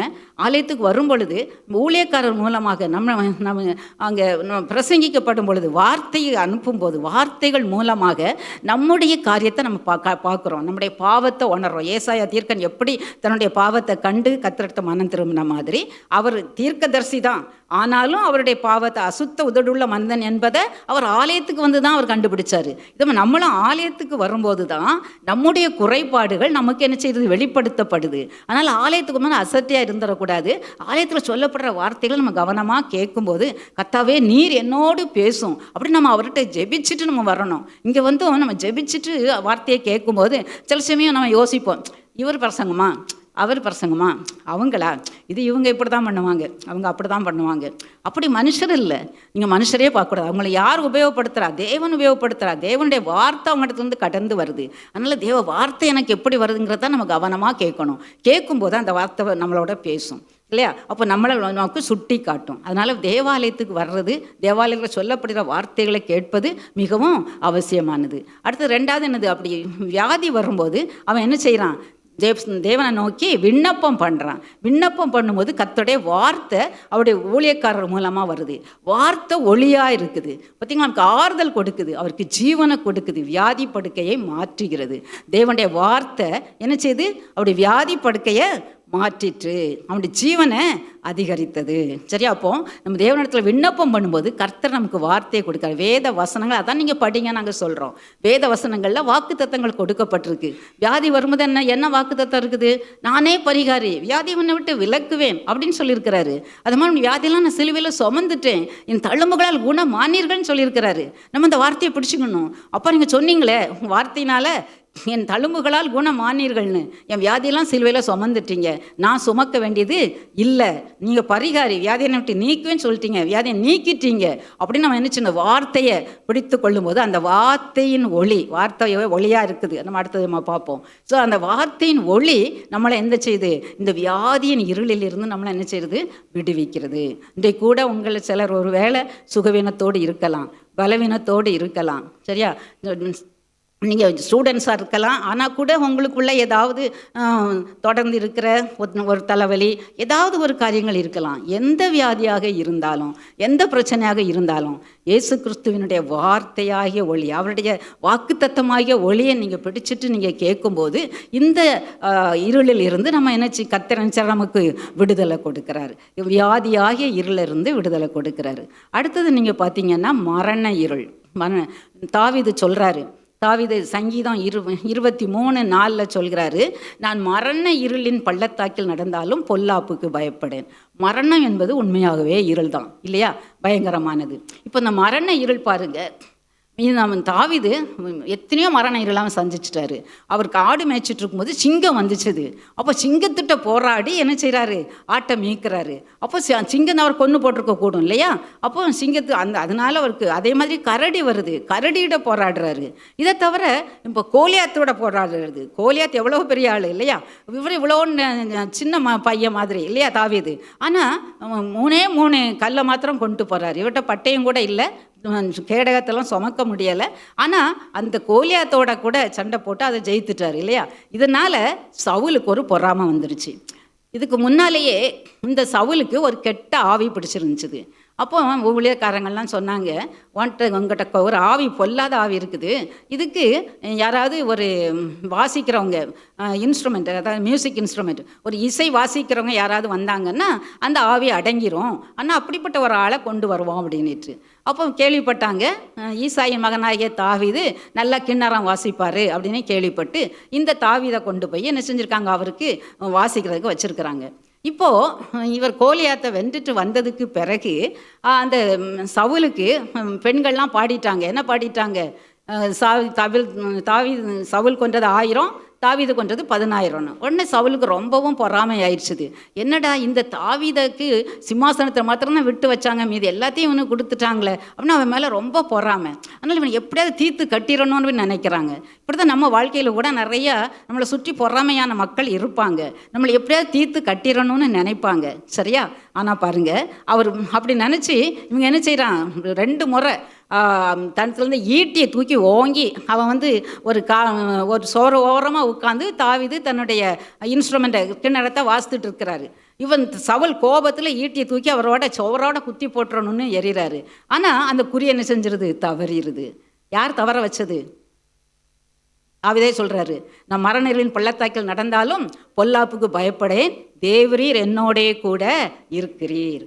தேவரீர் கூட இருந்ததுனால அந்த பொல்லாப்புக்கு அவன் என்ன செய்யப்பட்டான், விலக்கப்பட்டான். இந்த ஈட்டிக்கு, சவுலுடைய ஈட்டிக்கு அவன் விலக்கி காக்கப்பட்டான். அதுக்கப்புறம் பாருங்க, தாவீது தப்பி குகைகளுக்குள்ளேயும் மலையிலையும் காடுகளுக்குள்ளேயும் அலைகிறான். அப்பவும் இந்த சவுல் ஒரு படையோடு கொண்டு போய் எப்படியாவது அவனை பிடிச்சு கொன்று போட்டுறணும்னு என்ன செஞ்சு பின்னால் பின்தொடர்ந்துக்கிட்டே இருக்கிறாரு.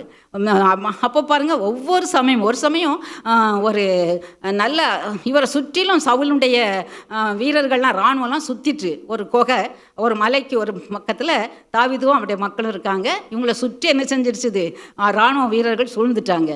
ஆனால் கட்டாயம் இவரை பிடிப்படுற நிலைமை. மரணத்துக்கும் தாவீது சொல்கிற, மரணத்துக்கும் எனக்கும் ஒரு அடி மட்டும்தான் இருந்தது. அந்த நிலையில் மரணங்களின் பள்ளத்தாக்கு அனுபவித்தவர் யார்? இந்த தாவீது. ஸோ அந்த நேரத்தில் பார்த்து பெலிஸ்தர் வந்துட்டாங்க. பார்த்தீங்களா, கர்த்தர் விட மாட்டார். கர்த்தர் ஒருவோட இருக்கிறாரா, அங்கே ஒரு காரியம் செஞ்சிட்டாரு. அங்கே அவங்க நாட்டுக்கு எதிராக யார், பெலிஸ்தர் வந்துட்டாங்க அப்படின்னு செய்தி யாருக்கு வந்தது? சவுல் வந்தது. சவுல் உடனே இதெல்லாம் விட்டுட்டு உடனே தன்னுடைய சேனையை கூட்டிட்டு எங்கள் பெலிஸ்தரோட போரிடுறதுக்கு போயிட்டார். தாவீது தப்பி வைக்கப்பட்டார். ஸோ இப்படி ஒவ்வொரு விஷயத்திலும் மரணத்துக்கும் அவருக்கும் ஒரு அடி தான் இருக்குன்னு சொல்கிறார். அவ்வளோ தூரத்துக்கு மரண இருளின் பள்ளத்தாக்கில் நடந்தாலும் தாவீது சொல்கிறாரு, நான் பொல்லாப்புக்கு பயப்பட மாட்டேன். ஏன்னா யார்? தேவரீர் என்னோடே கூட இருக்கிறீர். நான் உங்களுக்கு கூட இப்படிப்பட்ட சத்துருக்கள் இருக்கலாம், சரியா? சத்துருக்கள் எழும்பி வரலாம், இல்லை நமக்குரிய சில பயங்கள் நம்முடைய வாழ்க்கையில் இருக்கலாம், மரண பயம் இருக்கலாம். ஐயோ, சில சமயம் நம்ம யோசிச்சுட்டே இருப்போம், நான் செத்து போயிடுவேனோ. நிறைய பேருக்கு அப்படி மரண பயம் உண்டு. இந்த மரண பயத்தில் உள்ளவர்களெல்லாம் மரண பயத்திலேருந்து நீக்கும்படி தான் கிறிஸ்து என்ன செஞ்சார்? அவர் இந்த மரணத்தை ஜெயித்தார், சரியா? அவர் மரணத்தை ஜெயித்தவர். அதனால் இயேசு கிறிஸ்து ஒளியாகி அவர் மரணமாகி இருளை ஜெயித்து வெற்றி பெற்றவர். அவர் ஜெயித்து வெற்றி பெற்றதுனால அவர் ஜெயம் கொடுக்கிற தேவன். அதனால் அவர் மரணத்தை ஜெயித்தார், உயிரோடு எழும்பினார். அதே நம்பிக்கை நம்ம கொடுத்துக்கிறாரு. நான் மரித்தேன், சதாகாலம் நான் உயிரோடு இருக்கிறேன். என்னை விசுவாசிக்கிறவன் மரித்தாலும் பிழைப்பான், மறியாமலும் இருப்பான், சரியா? அப்போ அவருடைய வாக்குத்தத்தத்தை நம்ம நம்பணும். நான் மரித்தா கூட என்ன செய்வேன், பிழைப்பேன். ஏன்னா ஏசப்பா உயிரோடு எழும்பினாரு, அதை மாதிரி நானும் உயிரோட எழும்புவேன். இந்த மரணத்தை குறித்து நான் என்ன செய்ய போகிறது இல்லை, பயப்பட போகிறது இல்லை அப்படின்னு நம்ம என்ன செய்யும்போது, நம்ம தைரியம் கொள்ளும்போது என்ன செய்யும், நம்ம அந்த வாக்குத்தத்தத்தை நம்பும்போது அந்த வசனமாகிய வெளிச்சம் நம்மளை மரணமாகிய இருளில் இருந்து என்ன செய்யுது, வெளிப்பட பண்ணுது. ஓகே, அடுத்தது இப்போ இந்த வெளிச்சம் யார், வெளிச்சம் எப்படிப்பட்டது? இந்த வெளிச்சத்தை பார்க்கும்போது 60 ஏசாயா 60:20 நீங்கள் பாருங்கள். உன் சூரியன் இனி அஸ்தமிப்பதில்லை, உன் சந்திரன் மறைவதில்லை, கர்த்தரே உனக்கு நித்திய வெளிச்சமாக இருப்பார், உன் துக்க நாட்கள் முடிந்து போகும். அப்போ நமக்கு யார் வெளிச்சமாக இருக்கிறாரு?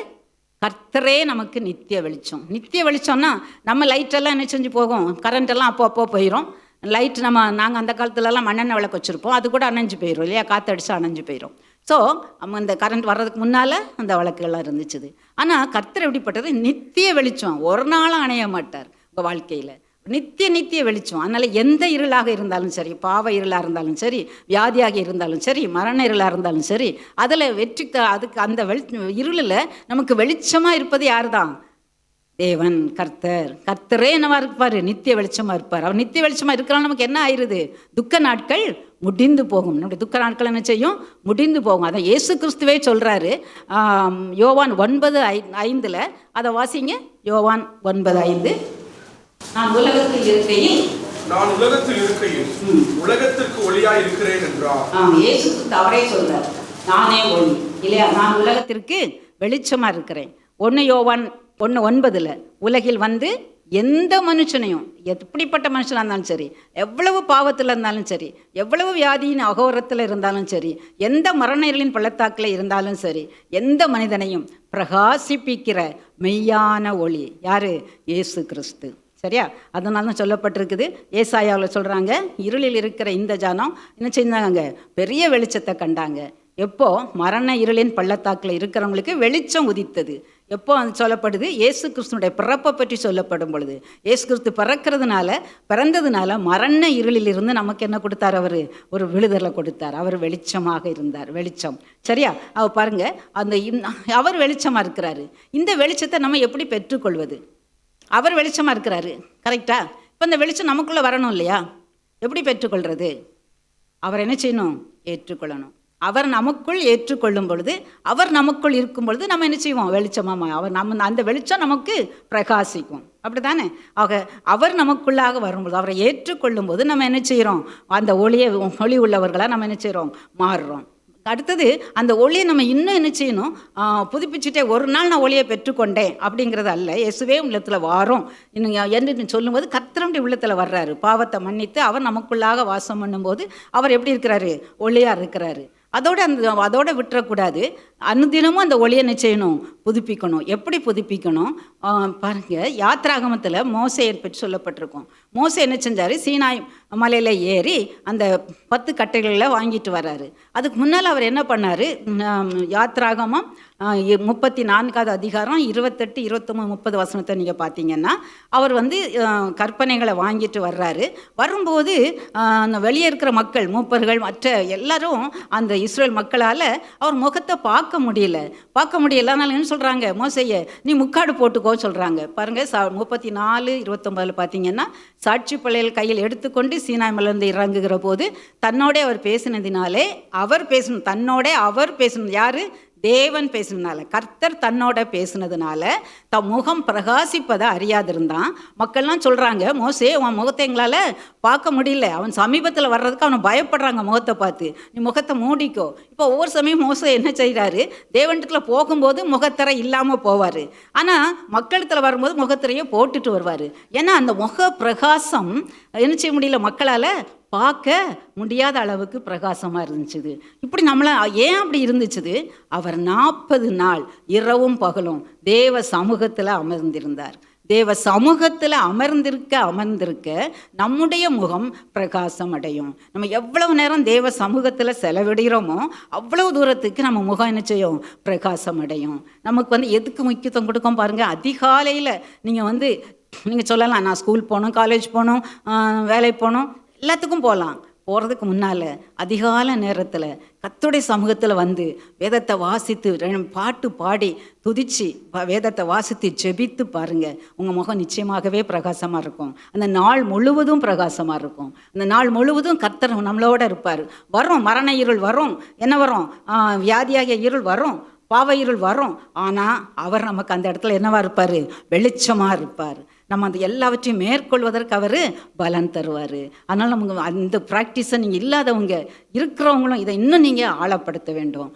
அவருடைய சமூகத்தில் அதிக நேரம் காத்திருக்க அதிக நேரம் அவருடைய பிரசன்ஸில் இருக்கும்போது நம்ம போய் ஜெபம் உடனே நம்ம நினைக்கிறோம், ஒரு 5 நிமிஷம் போய் ஏசப்பா எனக்கு இது வேணாம், அது வேணும், எனக்கு அது இல்லை, இது இல்லை. அது ஒரு சின்ன பிள்ளை அம்மாட்ட போய் சாக்லேட் வேணும்னு கேட்குற மாதிரி. சரியா? அப்படி உறவு கிடையாது. நம்ம ஏசப்பாவோட அப்பா பிள்ளை உறவு. அப்பா சமூகத்தில் போய் உட்கார்ந்துருக்கணும். அப்படியே பிரசன்ஸில் இருக்கணும். எசப்பா உங்களை நான் பார்க்கணும், உங்கள் முகத்தின் ஒளிலாம் என்னை பிரகாசிக்க பண்ணுங்க, உங்கள் பார்க்கணும்ப்பா, உங்கள் சத்தத்தை கேட்கணும்ப்பா. வாஞ்சோடு நம்ம சமூகத்தில் போய் இருக்கும்போது அவர் தன்னுடைய முகத்தின் ஒளினால் நம்மளை என்ன செய்கிறாரு? பிரகாசிப்பிக்கிறார். அப்போது நம்ம கையிட்டு செய்கிற காரியங்கள் எல்லாத்திலும் அவருடைய ஒளி வரும். அப்போ நம்ம பிரகாசமாக இருக்கும். சில சமயம் நமக்கு ப்ராஜெக்ட்ஸில் சில தெரியாமல் இருக்கலாம், சில ஆலோசனை, அதாவது நம்ம ஒருவேளை பிஸ்னஸில் மற்ற ஒவ்வொரு காரியங்களில் நமக்கு சில காரியங்கள் புரியாமல் இருக்கலாம். அதுக்கு அந்த நேரத்தில் கர்த்தர் ஒளியாக நமக்கு உதவி செய்வார். அதனால் இந்த ப்ராக்டிஸ் பண்ணி பாவத்தை மேற்கொள்வதற்கு இந்த ஒளி இந்த ஒளி நமக்கு ரொம்ப ரொம்ப அவசியம். இந்த ஒளி நமக்கு நன்றாக உதவி செய்யும். அந்த பாவ எண்ணமே நமக்கு வராது, மற்றவங்களை பற்றி ஒரு எரிச்சலே வராது, கோபமே வராது, நம்ம மற்றவங்க ஏசினா கூட நமக்கு வராது. அப்படிப்பட்ட ஒரு நிலைமைக்கு கர்த்தர் நம்மளை கொண்டு போவார். எப்போ அதிகமாக நமக்கு அவருடைய பிரசனத்தில் அவருடைய சமூகத்தில் காத்திருக்கும் போது கர்த்தர் நம்முடைய முகத்தை பிரகாசமடை செய்கிறார். நம்முடைய வாழ்க்கையும் அவர் என்ன செய்கிறார்? பிரகாசமடை செய்கிறார். அடுத்தது எது நமக்கு வாழ்க்கைக்கு பிரகாசமாக இருக்குது? தாவீது சொல்றாரு, சங்கீதம் 119 105 சொல்றாரு. என்ன சொல்றாரு? நம்ம நல்லா தெரியும், உம்முடைய வசனம் என் கால்களுக்கு தீபம், என் பாதைக்கு வெளிச்சம். நம்ம பாதைக்கு தான் வெளிச்சம் வேணும். நம்ம பாதை எது? பாதை நம்ம இப்போ ஒரு பிரயாணம் தான் பண்ணிகிட்டு இருக்கோம். நம்முடைய லைஃப் ஒரு பிரயாணத்துக்கு ஒப்பிடப்படுது. நம்ம இந்த உலகத்தில் இருந்து மேலோகத்துக்கு போகிறதுக்கு பிரயாணம் பண்ணிகிட்டு இருக்கோம். அப்போ இந்த பிரயாணத்தில் நம்ம பாதையில் வெளிச்சம் வேணும். அங்கே இதே மாதிரி நம்ம பார்த்த மாதிரி அந்த மிஷினரி போகும்போது இருந்துச்சதே ஒரு பாலடைஞ்ச கிணறு, அதை மாதிரி இருந்துடக்கூடாது நம்ம பாதையில், இல்லையா? விழுந்துடக்கூடாது, பாவத்தில் விழுந்துடக்கூடாது, சோதனையில் விழுந்துடக்கூடாது. அப்படி அதுப்போ நமக்கு அதுக்கு வெளிச்சம் வேணும். அதுக்கு எது வெளிச்சம்? வேத வசனமே. அதனால தான் நம்ம வேத வசனத்தை படிக்கணும், சரியா? வேத வசனத்தை படித்து மனசில் வச்சோன்னா என் இருதயத்தில் நம்முடைய கற்பனை நான் வைத்து வைக்கிறனால நான் செய்யலை, நான் பாவம் செய்ய மாட்டேன், பாவம் செய்யலை அப்படின்னு தாவீது சொல்கிறாரு. கற்பனை வாலிபன் தன்னுடைய இதை வாழ்க்கை எப்படி காத்துக்கொள்ளுவான்? வசனத்தின்படி தானே நடக்கிறதுனால தானே. அந்த வசனத்துப்படி நம்ம நடந்தோன்னா வாலிபர்களுக்கு அநேக சோதனை உண்டு, இல்லையா? நிறைய பிரச்சனை. நீங்கள் இங்கே நல்லா இருப்பீங்க, ஆனால் ஸ்கூலுக்கோ காலேஜுக்கோ உங்களுடைய ஒர்க்கிங் பிளேஸ்க்கோ போகும்போது அங்கே வேறு மாதிரி ஒரு சூழ்நிலை இருக்கும், வேறு ஃப்ரெண்ட்ஸு, இல்லையா? வேறு மாதிரியான நம்பிக்கை உள்ளவங்க இருக்கிறாங்க. உலகத்தை அனுபவிக்கணும், உலகம் வாழ்கிற நம்ம அனுபவிக்கிறதுக்கு தான், என்ஜாய் பண்ணு, இவ்வளோ காலத்தில் இருந்துருவேன் அப்படின்னு நம்ம சொல்லி கொடுக்குறதுக்கு அநேகர் இருப்பாங்க, இல்லையா? அப்போ அவைகளில் இருந்தெல்லாம் அந்த கண்ணிகள் சாத்தா அந்த கண்ணியெல்லாம் விரித்து வச்சுருப்பான். ஒரு நாள் என் கூட சினிமா வாங்குவான், ஒரு நாள் ஒரு தம் அடிம்பான். இதெல்லாம் முதல்ல ஆரம்பம். ஃப்ரெண்டு, ஐயோ இவன் சொல்லிட்டானே, இப்போ நம்ம சொல்லனா என்ன அந்த சொசைட்டியில் சேர்த்துக்க மாட்டாங்க, நான் இவங்க சொல்கிறபடி நான் செய்யலைன்னா நான் என்ன அந்த குரூப்பில் வச்சுருக்க மாட்டாங்க, நான் தனிமைப்படுத்திடுவாங்க அப்படின்னு நமக்குள்ள ஒரு பயம். அதனால் நம்ம அவங்க சொல்கிறதெல்லாம் நம்ம செஞ்சிட்ருப்போம். அப்போ பாவத்துக்குள்ளே விழுந்துருவோம். ஆனால் கர்த்தருடைய வேத வசனம் நமக்குள்ளே இருக்கும்போது கர்த்தர் கரெக்டாக நம்மகிட்ட பேசுவார். மகளே இது தப்பு, இதை நீ செய்யாத, எழும்பிப்போ. பரியாசக்காரர் உட்கார இடத்துல உட்காராத, எழும்பிப்போ. உடனே நீ எழும்பி போயிட்டான்னு வச்சுக்கோ, அந்த பரியாசம் செய்கிற குரூப்பில் இருக்க மாட்டா, அந்த பாவத்துக்குள்ளே நீ விழமாட்ட, இல்லையா? அதனால் கர்த்தருடைய வேத வசனம் நம்முடைய உள்ளத்தில் பதிச்சிருக்கும் போது அந்த வேத வசனம் நம்ம விழுந்து போகாதபடி, இருளுக்குள்ளாக போய்விடாதபடி நம்மளை என்ன செய்து கொள்ளும்? தடுத்து காக்கும். இப்படி இன்னும் எப்படி காக்கும் பாருங்க. ஏசாயா 51:4 அதை வாசிப்போம். என் ஜனங்களே செவி கொடுங்கள், என் ஜாதியாரே என் வாக்கை கவனியுங்கள். வேதம் என்னிலிருந்து வெளிப்படும், என் பிரமாணத்தை ஜனங்களின் வெளிச்சமாக ஸ்தாபிப்பேன். வேதம் என்னிலிருந்து வெளிப்படும், என் பிரமாணத்தை ஜனங்களின் வெளிச்சமாக ஸ்தாபிப்பேன். சரியா? இதில் என்ன சொல்லப்பட்டிருக்குது? வேதத்தை நான் எங்கள் ஜனங்களுக்காக நான் அது வெளிச்சமாக ஸ்தாபிப்பேன்னு சொல்ல, அது வெளிச்சமாக இருக்குது, சரியா? வேதம் வெளிச்சமாக இருக்கிறது. அதனால் வேத வசனங்கள் நம்ம மனசுக்குள்ளே வச்சுருக்கும் போது அது நமக்கு என்ன வெளிச்சத்தை கொடுக்கிறதா இருக்குது. இந்த வார்த்தை இது ரொம்ப முக்கியமானது. 2 பேதுரு 1:19. உறுதியான தீர்க்கதரிசன வசனமும் நமக்கு உண்டு. பொழுது விடிந்து விடிவெள்ளி உங்கள் இருதயங்களில் உதிக்கும் அளவு இருளில் உள்ள ஸ்தலத்தில் பிரகாசிக்கிற விளக்கை போன்ற அவ் வசனத்தை கவனித்திருப்பது நலமாயிருக்கும். இது இதுல சொல்லப்படுறது பார்த்தீங்களா? வசனம் எப்படிப்பட்டது? விளக்கு போன்றது. எப்படி விளக்கு? இருளுள்ள இடத்துல ஸ்தலத்தில் பிரகாசிக்கிற விளக்கு. இருளுள்ள ஸ்தலம் எந்த இருள்? பாவ இருளாக இருந்தாலும் சரி, வியாதியாகிய இருளாக இருந்தாலும் சரி, மரண இருளாக இருந்தாலும் சரி, துன்பம் துக்கமான கஷ்டமான இருளாக இருந்தாலும் சரி, அதில் என்ன இருக்குது? அதிக உறுதியான தீர்க்க தரிசன வசனம் நமக்கு உண்டு. அதுதான் விளக்கு, தீர்க்க தரிசன வசனம். வேதம் என்னது? தீர்க்க தரிசன வசனம். வசனத்தில் ஜீவன் இருக்குது, அதில் தீர்க்க தரிசனம் சொல்லப்பட்டிருக்குது. அந்த வசனம் வாக்கு தத்தங்கள், அந்த வாக்கு தத்தங்களை நம்ம என்ன செஞ்சோம், உறுதியாக படித்து கொள்ளும் போது, நம்ம சொன்னேன்ல, வியாதியாக இருக்கும்போது நம்ம அந்த வாக்கு தத்தத்தை சொல்லணும். நீனே பரிகாரி, வியாதியை உன்னை விட்டு விலக்குவேன்னு சொல்லியிருக்கிறாரு. தழும்புகளால் நீங்கள் குணமானீர்கள்னு சொல்லியிருக்கிறாரு. நான் இந்த வாக்கு தத்தத்தை சொல்லி சொல்லி எத்தனையோ வியாதியை கர்த்தர் எனக்கு சுகமாக்கியிருக்கிறாரு. இந்த வாக்கு தத்தத்தை எனக்கு ஜீவன், அதுக்குள்ளே ஜீவன் இருக்குது. அந்த வார்த்தையை நம்பி நம்ம சொல்லும்போது, நாங்கள் வீசிங் இருந்துச்சுது, எழுப்பு வியாதி, இந்த ஏதை சொன்னேன், தழும்புகளால் குணமானீர்கள். இதே மாதிரி பைல்ஸ் இருந்துச்சுது, ப்ரெஷர் இருந்துச்சுது. அப்புறம் கடைசியில் ஒரு கட்டி கூட இருக்குது, அது கேன்சராக இருக்கும்னு அவங்க ஸ்கேனுங்கெல்லாம் பார்த்து அப்படிலாம் அடுத்த ஸ்டெப்பெல்லாம் எடுக்கணும்னு டாக்டர்ஸ் எல்லாம் முயற்சி பண்ணாங்க. பட் நான் இந்த வார்த்தையே சொல்லிகிட்டு இருந்தேன். என்ன சொன்னேன், என் தழும்புகளால் குணமானீர்கள், இயேசு கிறிஸ்து தழும்புகளால் நான் குணமானேன், இயேசு கிறிஸ்து தழும்புகளால் குணமானேன் சொல்ல சொல்ல அதெல்லாம் போயிடுச்சுது. இப்போ கூட சமீபத்தில் இந்த நாக்குக்கு கீழே நிறையா கற்பாக டாட்டாக இருந்துச்சுது. கொஞ்சம் வலி, கொஞ்சம் இரிட்டேஷனாக இருந்துச்சுது. நாக்கும் கொஞ்சம் பிரச்சனையாக இருந்தது. அப்போ பார்த்து யாரோ சொன்னாங்க, இப்படிலாம் இருந்தால் நாக்கு கேன்சர் அப்படின்னுட்டு. உடனே நான் ஏசப்பாட்ட ஜெபம் பண்ணேன். ஏசப்பா, எனக்கு இந்த வார்த்தைனால நான் ஜெபிக்கணும், இந்த நாவுனால நம்முடைய வார்த்தையை நான் சொல்லணும். அதனால் இந்த நாவுக்கு எந்த விதம் கிடையாது, உங்கள் தழும்புகளால் நான் குணமானேன், இயேசு கிறிஸ்துவின் தழும்புகளால் குணமானேன் சொல்லிட்டு நான் சொன்னேன், நான் இன்னைக்கு கண்ணாடியில் பார்ப்பேன் ஏசப்பா, அது ஒன்றும் இருக்கக்கூடாது. அதே மாதிரி போய் கண்ணாடியில் பார்த்தேன், அந்த கருப்பாக அந்த கட்டி ஒன்றுமே இல்லை.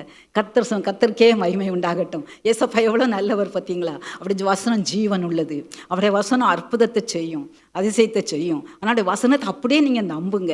அதான் சொல்லப்பட்டிருக்கு, உறுதியான தீர்க்க தரிசன வசனம் உண்டு, உறுதியான வாக்குத்தத்தம் உண்டு. இது ஜீவனுள்ள வாக்குத்தத்த வசனங்கள். இதை நம்ம அப்படியே நம்பும் போது நமக்கு பாவ இருளிலிருந்து உண்டு விளக்க தர்றாரு. ஏசப்பா சொல்கிறாரு, நீ கவலைப்படாத, பாவியே என்னிடத்துல வா, வருத்தப்பட்டு பாரம் சுமக்கிறியா, நீ என்னிடத்துல வா, நான் உனக்கு இளைப்பாதல் தர்றேன். இப்போ இயேசுகின்ற ரத்தம் சகல பாவம் நீக்கி உன்னை சுற்றி, எந்த நிலையில் இருந்தாலும் எந்த பாவத்தை செஞ்சிருந்தாலும் நான் உன்னை மன்னிப்பேன், என்கிட்ட மன்னிப்பு உண்டு.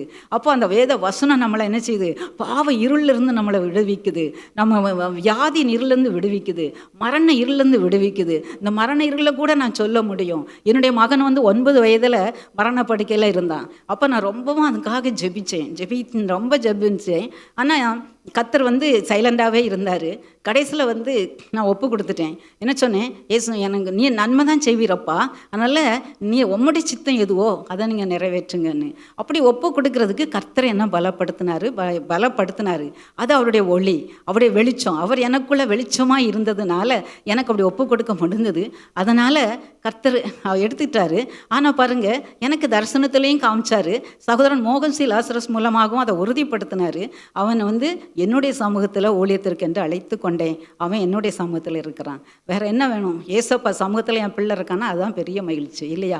ஸோ கர்த்தர் பார்த்தீங்களா, அவர் நமக்கு வெளிச்சமாக இருக்கிறார். இதே மாதிரி என்னுடைய கணவனுடைய மரணத்தோடையும் கூட கர்த்தர் எனக்கு ஏதோ வெளிப்படுத்திட்டார், இதான் கடைசி இது அப்படின்னுட்டு. அப்பவும் கூட நான் அவங்ககிட்ட சொல்ல முடிஞ்சுது, கர்த்தருக்கு நம்ம ஒப்புவிப்போம் அப்படின்னுட்டு. அவங்களும் அது என்னால் எப்படி சொல்ல முடியும், ஆனால் ஒரு மனைவிக்கு, ஆனால் ஏசப்பா அந்த பலன் தந்தார். அந்த நேரத்தில் பாருங்கள், உண்மையாகவே ஒரு ஒளி இங்கே 2 பேர் முன்ன மேலேயும் அப்படியே இறங்கிச்சுது. அவங்க படுத்திருக்காங்க, நான் அவங்க பக்கத்துலேருந்து அட்டென்ட் பண்ணுறேன். 2 பேருக்குமே கொரோனா, எனக்குமே 200 இருக்குது. எனது ப்ரெஷர் எல்லாம் இதாக இருக்குது. ஆனாலும் கர்த்தர் எனக்குள் இருந்ததுனால அவங்களும் அது வரைக்கும் சொல்லிகிட்டே இருந்தாங்க. பைபிள் வாசித்தோம், அந்த நாள் முழுசும் நாங்கள் பைபிள் வாசிக்கிறோன்னு ஜெபிக்கிறதுன்னு தான் செலவிட்டோம். அந்த தேவ பிரசனம், அந்த வேத வசனம் ஒளியாக இருந்தது, ஜெபம் ஒளியாக இருந்தது. ஏசப்பா எங்களுக்கு ஒளியாக இருந்தார். அந்த இடத்துல ஒரு ஒளி மாதிரி ஒரு மேலேருந்து வந்த மாதிரி இருந்தது. அப்படியே எங்கள் 2 பேரையும் மூடிச்சுது. அதுக்கப்புறம் ஒரு தெய்வீக சமாதானம் என்னுடைய உள்ளத்தில் அனுப்பிச்சுது. அவங்கள கேட்டேன், உங்களுக்கு பயமாக இருக்கா? இல்லை, எனக்கு பயமாக இல்லை, நான் எப்போவும் ஆயத்தம் அப்படின்னு அவங்களும் சொன்னாங்க. அவங்களும் ஒப்பு கொடுத்தாங்க. பாருங்கள், கர்த்தர் அந்த மரண இருளின் பள்ளத்தாக்கில் அவர் வெளிச்சமாக இருக்கிறாரு. அல்லேலூயா. அந்த தேவன், ஆமாம், எவ்வளவு நல்லவர் பாருங்க. சதாகாலம் ஜீவன் தேவன் ஜீவிக்கிறார்.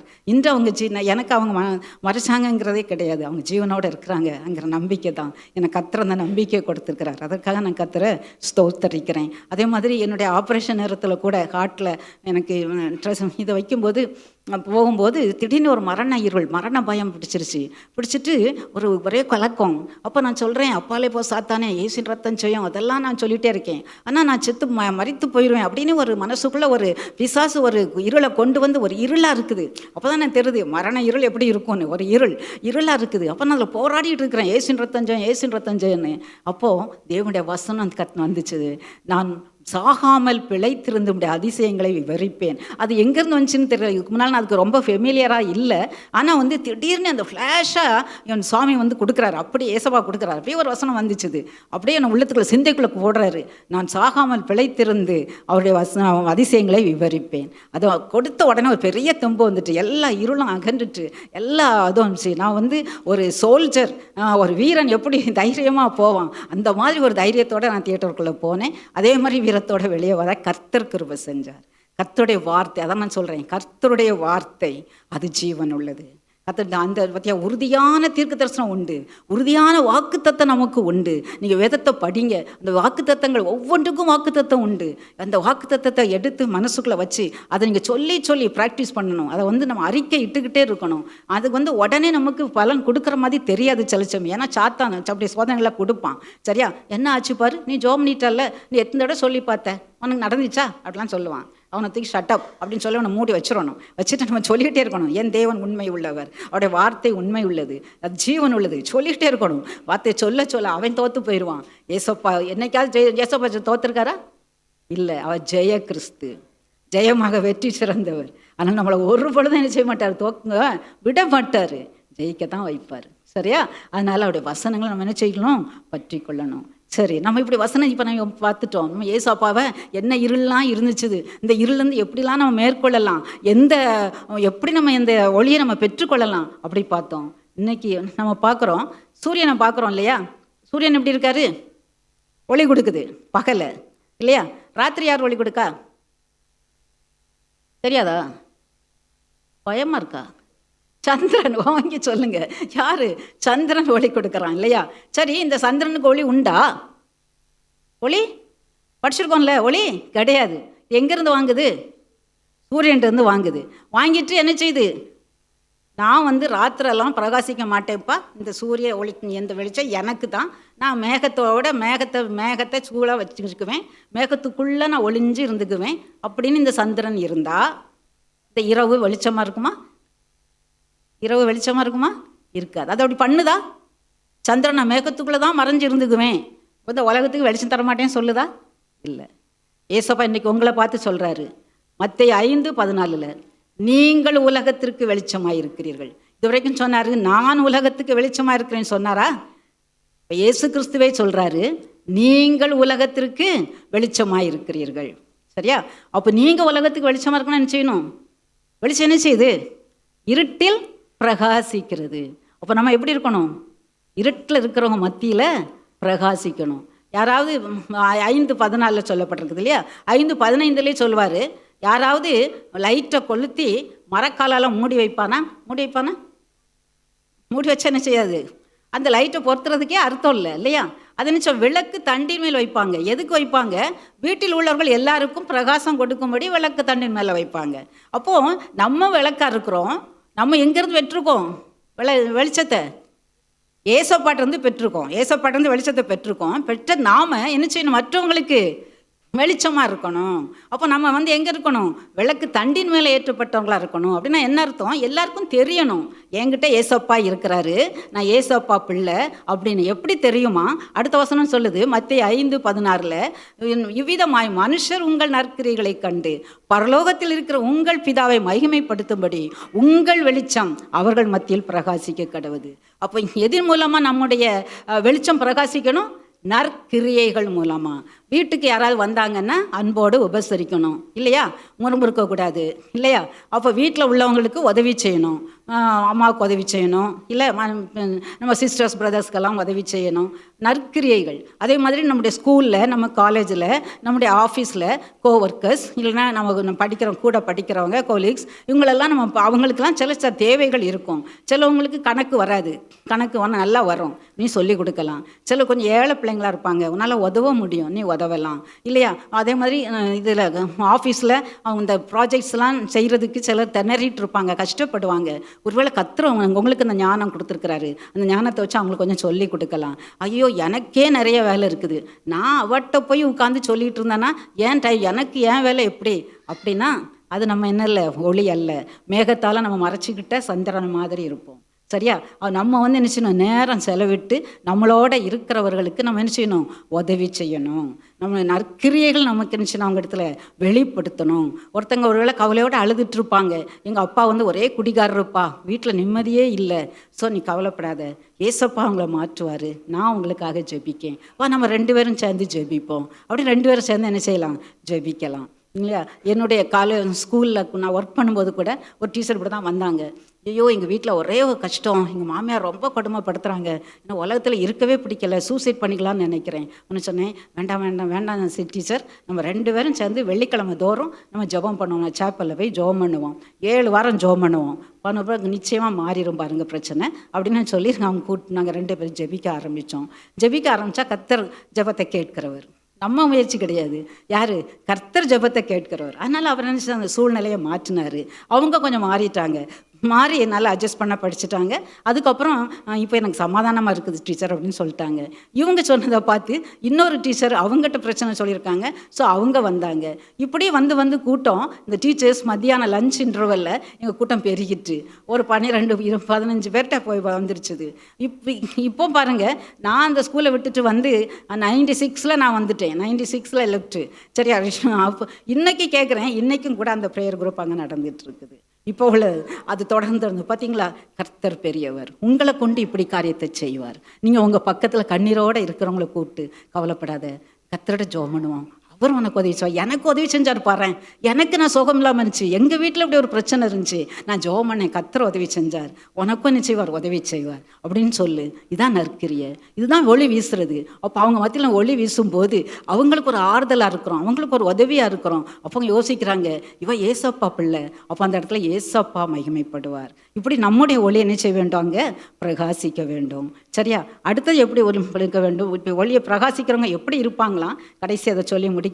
தானியேல் 12:3 இந்த வசனத்தில் நீங்கள் பாருங்கள், ஞானவான்கள் ஆகாய மண்டலத்தில் ஒளியைப் போலவும் அநேகரை நீதிக்குட்படுத்துகிறவர்கள் நட்சத்திரங்களைப் போலவும் என்றென்றைக்கும் உள்ள சதா காலங்களிலும் பிரகாசிப்பார்கள். பாருங்கள், என்றென்றைக்கும் உள்ள சதா காலங்களிலும் கர்த்தர் பிரகாசிக்கிறார். அவருடைய பிள்ளைகளாகிய நாமும் என்ன செய்யணும், எந்தென்றைக்கும் உள்ள சதா காலங்களிலும் பிரகாசிக்கணும். என்ன செய்யணும், அநேகரை நீதிக்குட்படுத்தணும். நீதிக்குட்படுத்தணும் என்ன செய்யணும், ஆத்துமாக்களை கர்த்தரிடத்துல கொண்டு வரணும், ஆத்தும ஆதாயம் செய்யணும். நீங்கள் எப்படி ஒவ்வொருத்தருடைய கஷ்டத்தில் நீங்கள் உதவி செய்கிறீங்க, அப்படி நற்கிரியைகளை வெளிப்படுத்துறீங்க, அவங்க கஷ்டத்தில் அவங்களுக்கு ஜெபம் பண்ணி அவங்க கஷ்டத்துலேருந்து ஒரு விடுதலை கிடைக்குது. அப்போ நீங்கள் கொஞ்சம் கொஞ்சமாக எனது ஏசப்பா பார்த்தீங்களா, அவர் தான் ஜீவனுள்ளவர், அவர் தான் பாவத்தை மன்னிக்கிறவர், அவர்கிட்ட அவரை ஏற்றுக்கொண்டா உள்ளத்தில் ரொம்ப சந்தோஷம் வரும். நான் ஏசப்பாவை ஏற்றுக்கிட்டேன், என் உள்ளத்தில் எவ்வளோ சந்தோஷம் பார்த்தீங்களா, அதை மாதிரி உங்களுக்கும் சந்தோஷம் இருக்கும். அப்படின்னு நம்ம அவங்கள ஏசப்பாவுக்குள்ள நீதிக்குள்ளாக வழி நடத்தணும்னா நம்ம எப்படி இருப்போமா, என்றென்றும் பிரகாசிக்கிற சதா காலங்களும் பிரகாசிக்கிற நட்சத்திரத்தை போல இருப்போமா. சரியா? எத்தனை பேருக்கு அந்த ஆசை?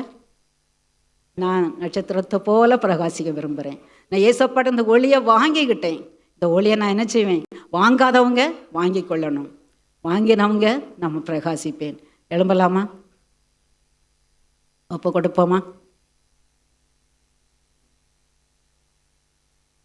உண்மையா இது உங்களுக்கும் ஏசப்பாவுக்கும் உள்ள நேரம். வெளியே எங்கேயும் பார்க்கக்கூடாது, சிந்திக்கக்கூடாது, ஏசப்பா மாத்திரம் பார்க்கணும். ஏசப்பா எவ்வளவு கிருபையா, எத்தனையோ கோடி மக்கள் இந்த உலகத்தில் இருக்காங்க, இந்த ஆதம்பாக்கத்திலே எத்தனையோ மக்கள் இருக்காங்க. ஆனால் அவங்களெல்லாம் விட்டுட்டு உங்களை யோசிங்க, உங்கள் பேரை சொல்லுங்க, என்ன மாத்திரம் தெரிந்தெடுத்து பிரித்தெடுத்து இந்த ஆலயத்தில் கொண்டு வந்து இன்னைக்கு வச்சிருக்கிறாரு. எவ்வளவு பெரிய கிருபை, என்ன ரட்சித்தார. நான் பாவத்தில் தான் கிடந்தேன், அவரை அறியாமல் கிடந்தேன், இவ்வளோ தப்பு செஞ்சேன், ஆனால் ஏசப்பா என்னை தேடி வந்தார, என்னை ரட்சித்தார. அவரிடத்துலேருந்து ஒளியை எனக்கு கொடுத்தாரு, என்னுடைய பாவ இருளெல்லாம் என்னை விட்டு அகற்றும்படியா அவர் தன்னுடைய ஜீவனையே கொடுத்தாரு, ரத்தத்தையே சிந்தினாரு. அவருடைய ஒளியை என் மேலே பிரகாசிக்க பண்ணினாரு. என்னுடைய வியாதியிலிருந்து எனக்கு சுகம் கொடுத்தாரு. மரண இருளிலிருந்து, மரண இருளின் பள்ளத்தாக்கில் இருந்தாலும் பொல்லாப்புக்கு பயப்படாதபடி அவருடைய ஒளி என் மேலே பிரகாசித்தத. இப்போ கர்த்தர் என்னை நோக்கி பார்க்குறாரு, என்கிட்ட கேட்குறாரு, நான் உலகத்துக்கு வெளிச்சமாக இருக்கிறேன். இப்போ நான் சொல்கிறேன், நீங்கள் உலகத்திற்கு வெளிச்சமாக இருக்கிறீர்கள். என்னை பார்த்து ஏசப்பா சொல்கிறார், ஒவ்வொருவரையும் பார்த்து சொல்கிறார், நீ உலகத்துக்கு வெளிச்சமாக இருக்கிற. உன்னுடைய நற்கிரியை மற்றவர்கள் பார்த்து அந்த வெளிச்சத்தை காணணும், இயேசுவாகிய வெளிச்சத்தை காணணும். மற்றவருடைய ஆத்மாவுக்காக பாரப்பட்டு நீ ஜெபித்து இந்த ஆத்மாக்களை கத்திரத்துல அண்டையில சேர்க்கணும். சேப்பியா? ஏசப்பா கேட்கிறாரு. ஒப்பு கொடுப்போமா? நான் ஒப்பு கொடுக்குறேங்கிறவங்க எல்லாம் கை வைத்துங்க. ஏசப்பா உங்களுக்கு உங்க கரங்களை பிடித்து கொள்வார். ஏசப்பா, நான் ஆத்துமாக்களை நான் உம்மண்டை சேர்க்கணும்ப்பா. நான் உம்மிடத்துல ஒளியை பெற்றுக்கொண்டேன். ஆனால் நான் பெற்றுக்கொண்ட ஒளியை நீ இன்றைக்கு சொல்றீங்க, நீ உலகத்துக்கு வெளிச்சமா இருக்கிறான்னு சொல்றீங்க. ஆண்டவரே, நான் இது வரைக்கும் நற்கிரியை அல்லப்பா, சண்டை போடுற குணம்தான் எட்ட இருந்துச்சு. ஏசப்பா, என்கிட்ட துர்க்கிரியே இருந்துச்சுது. இந்த உலகத்தாரோட சேர்ந்து நானும் எல்லாரையும் கிண்டல் பண்ணினேன். தகப்பனே, மோசமான காரியங்களெல்லாம் நான் பேசினேன். ஆண்டவரே, வீட்டில் எப்பவும் சண்டை போடுறவளா இருந்தேன். கோபம் இருந்துச்சுது, எரிச்சல் இருந்துச்சுது. இப்போ ஏசப்பா, அப்போ என்னுடைய நற்கிரியை வெளிப்படலை, என்னுடைய இருள் தான் வெளிப்பட்டது. நான் ஒத்துக்கொள்றேன்ப்பா, வெளிச்சமாகிய நீர் எனக்குள்ளாக வரணும்ப்பா. நான் உம்முடைய வெளிச்சத்தை, ஒன்றிலிருந்து வெளிச்சத்தை பெற்று நான் மற்றவங்களுக்கு வெளிச்சத்தை கொடுக்கிறவளா மாறணும் ராஜா. நான் ஒப்பு கொடுக்குறேன்னு நம்ம சொல்லுவோம்மா. உங்களுக்கு பாவங்களுடைய தவறுகளெல்லாம் நீங்கள் உணருங்க. நான் அதிக நேரம் ஏசப்பா உம்மிடத்துல இருக்கும்போது உம்முடைய முகத்தினால் நான் பிரகாசம் அடைவேனே. ஆனால் ஏசப்பா, நான் அதிக நேரம் செல்ஃபோனில் இருந்துடுறேன். செல்ஃபோனை பார்த்துட்டு ஐயோ இந்த ஒன்றை மாத்திரம் பார்த்துட்டு வந்து பைபிள் படிக்கிறேன்னு சொல்கிறேன். ஆனால் அது நேரம் போய்கிட்டே இருக்குது. செல்ஃபோனை நேரத்தெல்லாம் விழுங்கிறதப்பா. உம்முடைய சமூகத்தில் நான் செலவிட வேண்டிய நேரங்கள் ஆண்டவரே இந்த செல்ஃபோனால், இந்த சீரியலால், ஆண்டவருடைய ஃப்ரெண்டோட பேசுகிற பேச்சினால், அரட்டையினால் விழுங்கப்படுதப்பா. மன்னிங்க ஏசப்பா. நான் உமத்தின் முகத்தின் ஒளியால் பிரகாசிக்கப்படணும். நம்முடைய சமூகத்தில் அதிக நேரம் நான் செலவிடுவேன். அதிகமாக வேதத்தை படிப்பேன், ஜெபிப்பேன். அப்பா, இந்த இருள்கள் எல்லாவற்றையும் மேற்கொள்வதற்கு உடைய வேத வசனம் ஆண்டவரே ஆண்டவரே உறுதியான தீர்க்க தரிசன வசனமாக இருக்குது, ஜீவனுள்ளதாக இருக்குது. எல்லா இருள்களையும் மேற்கொள்ள உம்முடைய வசனம் ஜீவனுள்ளதாக இருக்குதப்பா. அந்த வசனத்தை நான் பற்றி கொள்வேன் ஆண்டவரே. நீங்க விரும்புகிறபடி அப்பா, நான் உம்மிடத்திலிருந்து ஒளியை பெற்றுக்கொண்டு மற்றவர்களுக்கு ஒளியாக என்னுடைய நற்கிரியைகள் மூலமாக, ஆத்மா ஆதாயம் செய்வதன் மூலமாக ஆண்டவர் ஒரு ஒளியாய் விளங்க நீங்க சொன்னதை, நீங்க உலகத்துக்கு வெளிச்சமா இருக்கிறீங்க சொன்னீங்கப்பா. நற்கிரியினால நீ உலகத்தை மற்றவங்க பிரஜாதிகள் அறியணும்னு நீங்க சொன்னீங்கப்பா. அதை நான் நிறைவேற்றுவேன் ஆண்டவரே. என்னை ஒப்பு கொடுக்கிறப்பா. சோமனோமா அன்பினேசு சுவாமி, இந்த நல்ல நம்முடைய வார்த்தைகளுக்காக நன்றி இயேசுப்பா. நீர் எங்களுக்கு வெளிச்சமாக வந்தீர். நாங்கள் இருளில் கிடந்தோம், மரண இருளின் பள்ளத்தாக்கில் கிடந்தோம், பாவ இருளில் கிடந்தோம். அப்பா, நீர் ஒளியா எங்கள் மீது பிரகாசித்து எங்களை இந்த வெளிச்சத்துக்கு நீர் கொண்டு வந்தீரப்பா. வெளிச்சத்தை பெற்றுக்கொண்ட நாங்கள் உலகத்திற்கு ஒளியாக இருக்க வேண்டும் என்று எங்களை விரும்புகிறீரப்பா. அப்படியே ஆண்டவரே, இன்றைக்கு ஒப்பு கொடுத்த ஒவ்வொருவரையும் கூட நீரும் கணக்கில் வைத்துக் கொள்வீராக. இந்த கரங்களை பற்றி கொள்வீராக. இன்றைக்கு எடுத்த தீர்மானத்தில் உறுதியாக இருக்கும்படியாக ஒவ்வொருவரையும் நீர் பலப்படுத்துவீராக. உமக்கென்று எழுந்து பிரகாசிக்க, அநேகரை நீதிக்குட்படுத்துகிறவர்களாக மாற ஆண்டவரே நீர்களுக்கு உதவி செய்வீராக என்று ஜெபிக்கிறோம்ப்பா. அப்படியே செய்வதற்காக நன்றி அப்பா. எல்லா கனத்தை உமக்கே செலுத்துகிறோம். இயேசுவின் மூலமே ஜெபிக்கிறோம் பிதாவே. ஆமென்.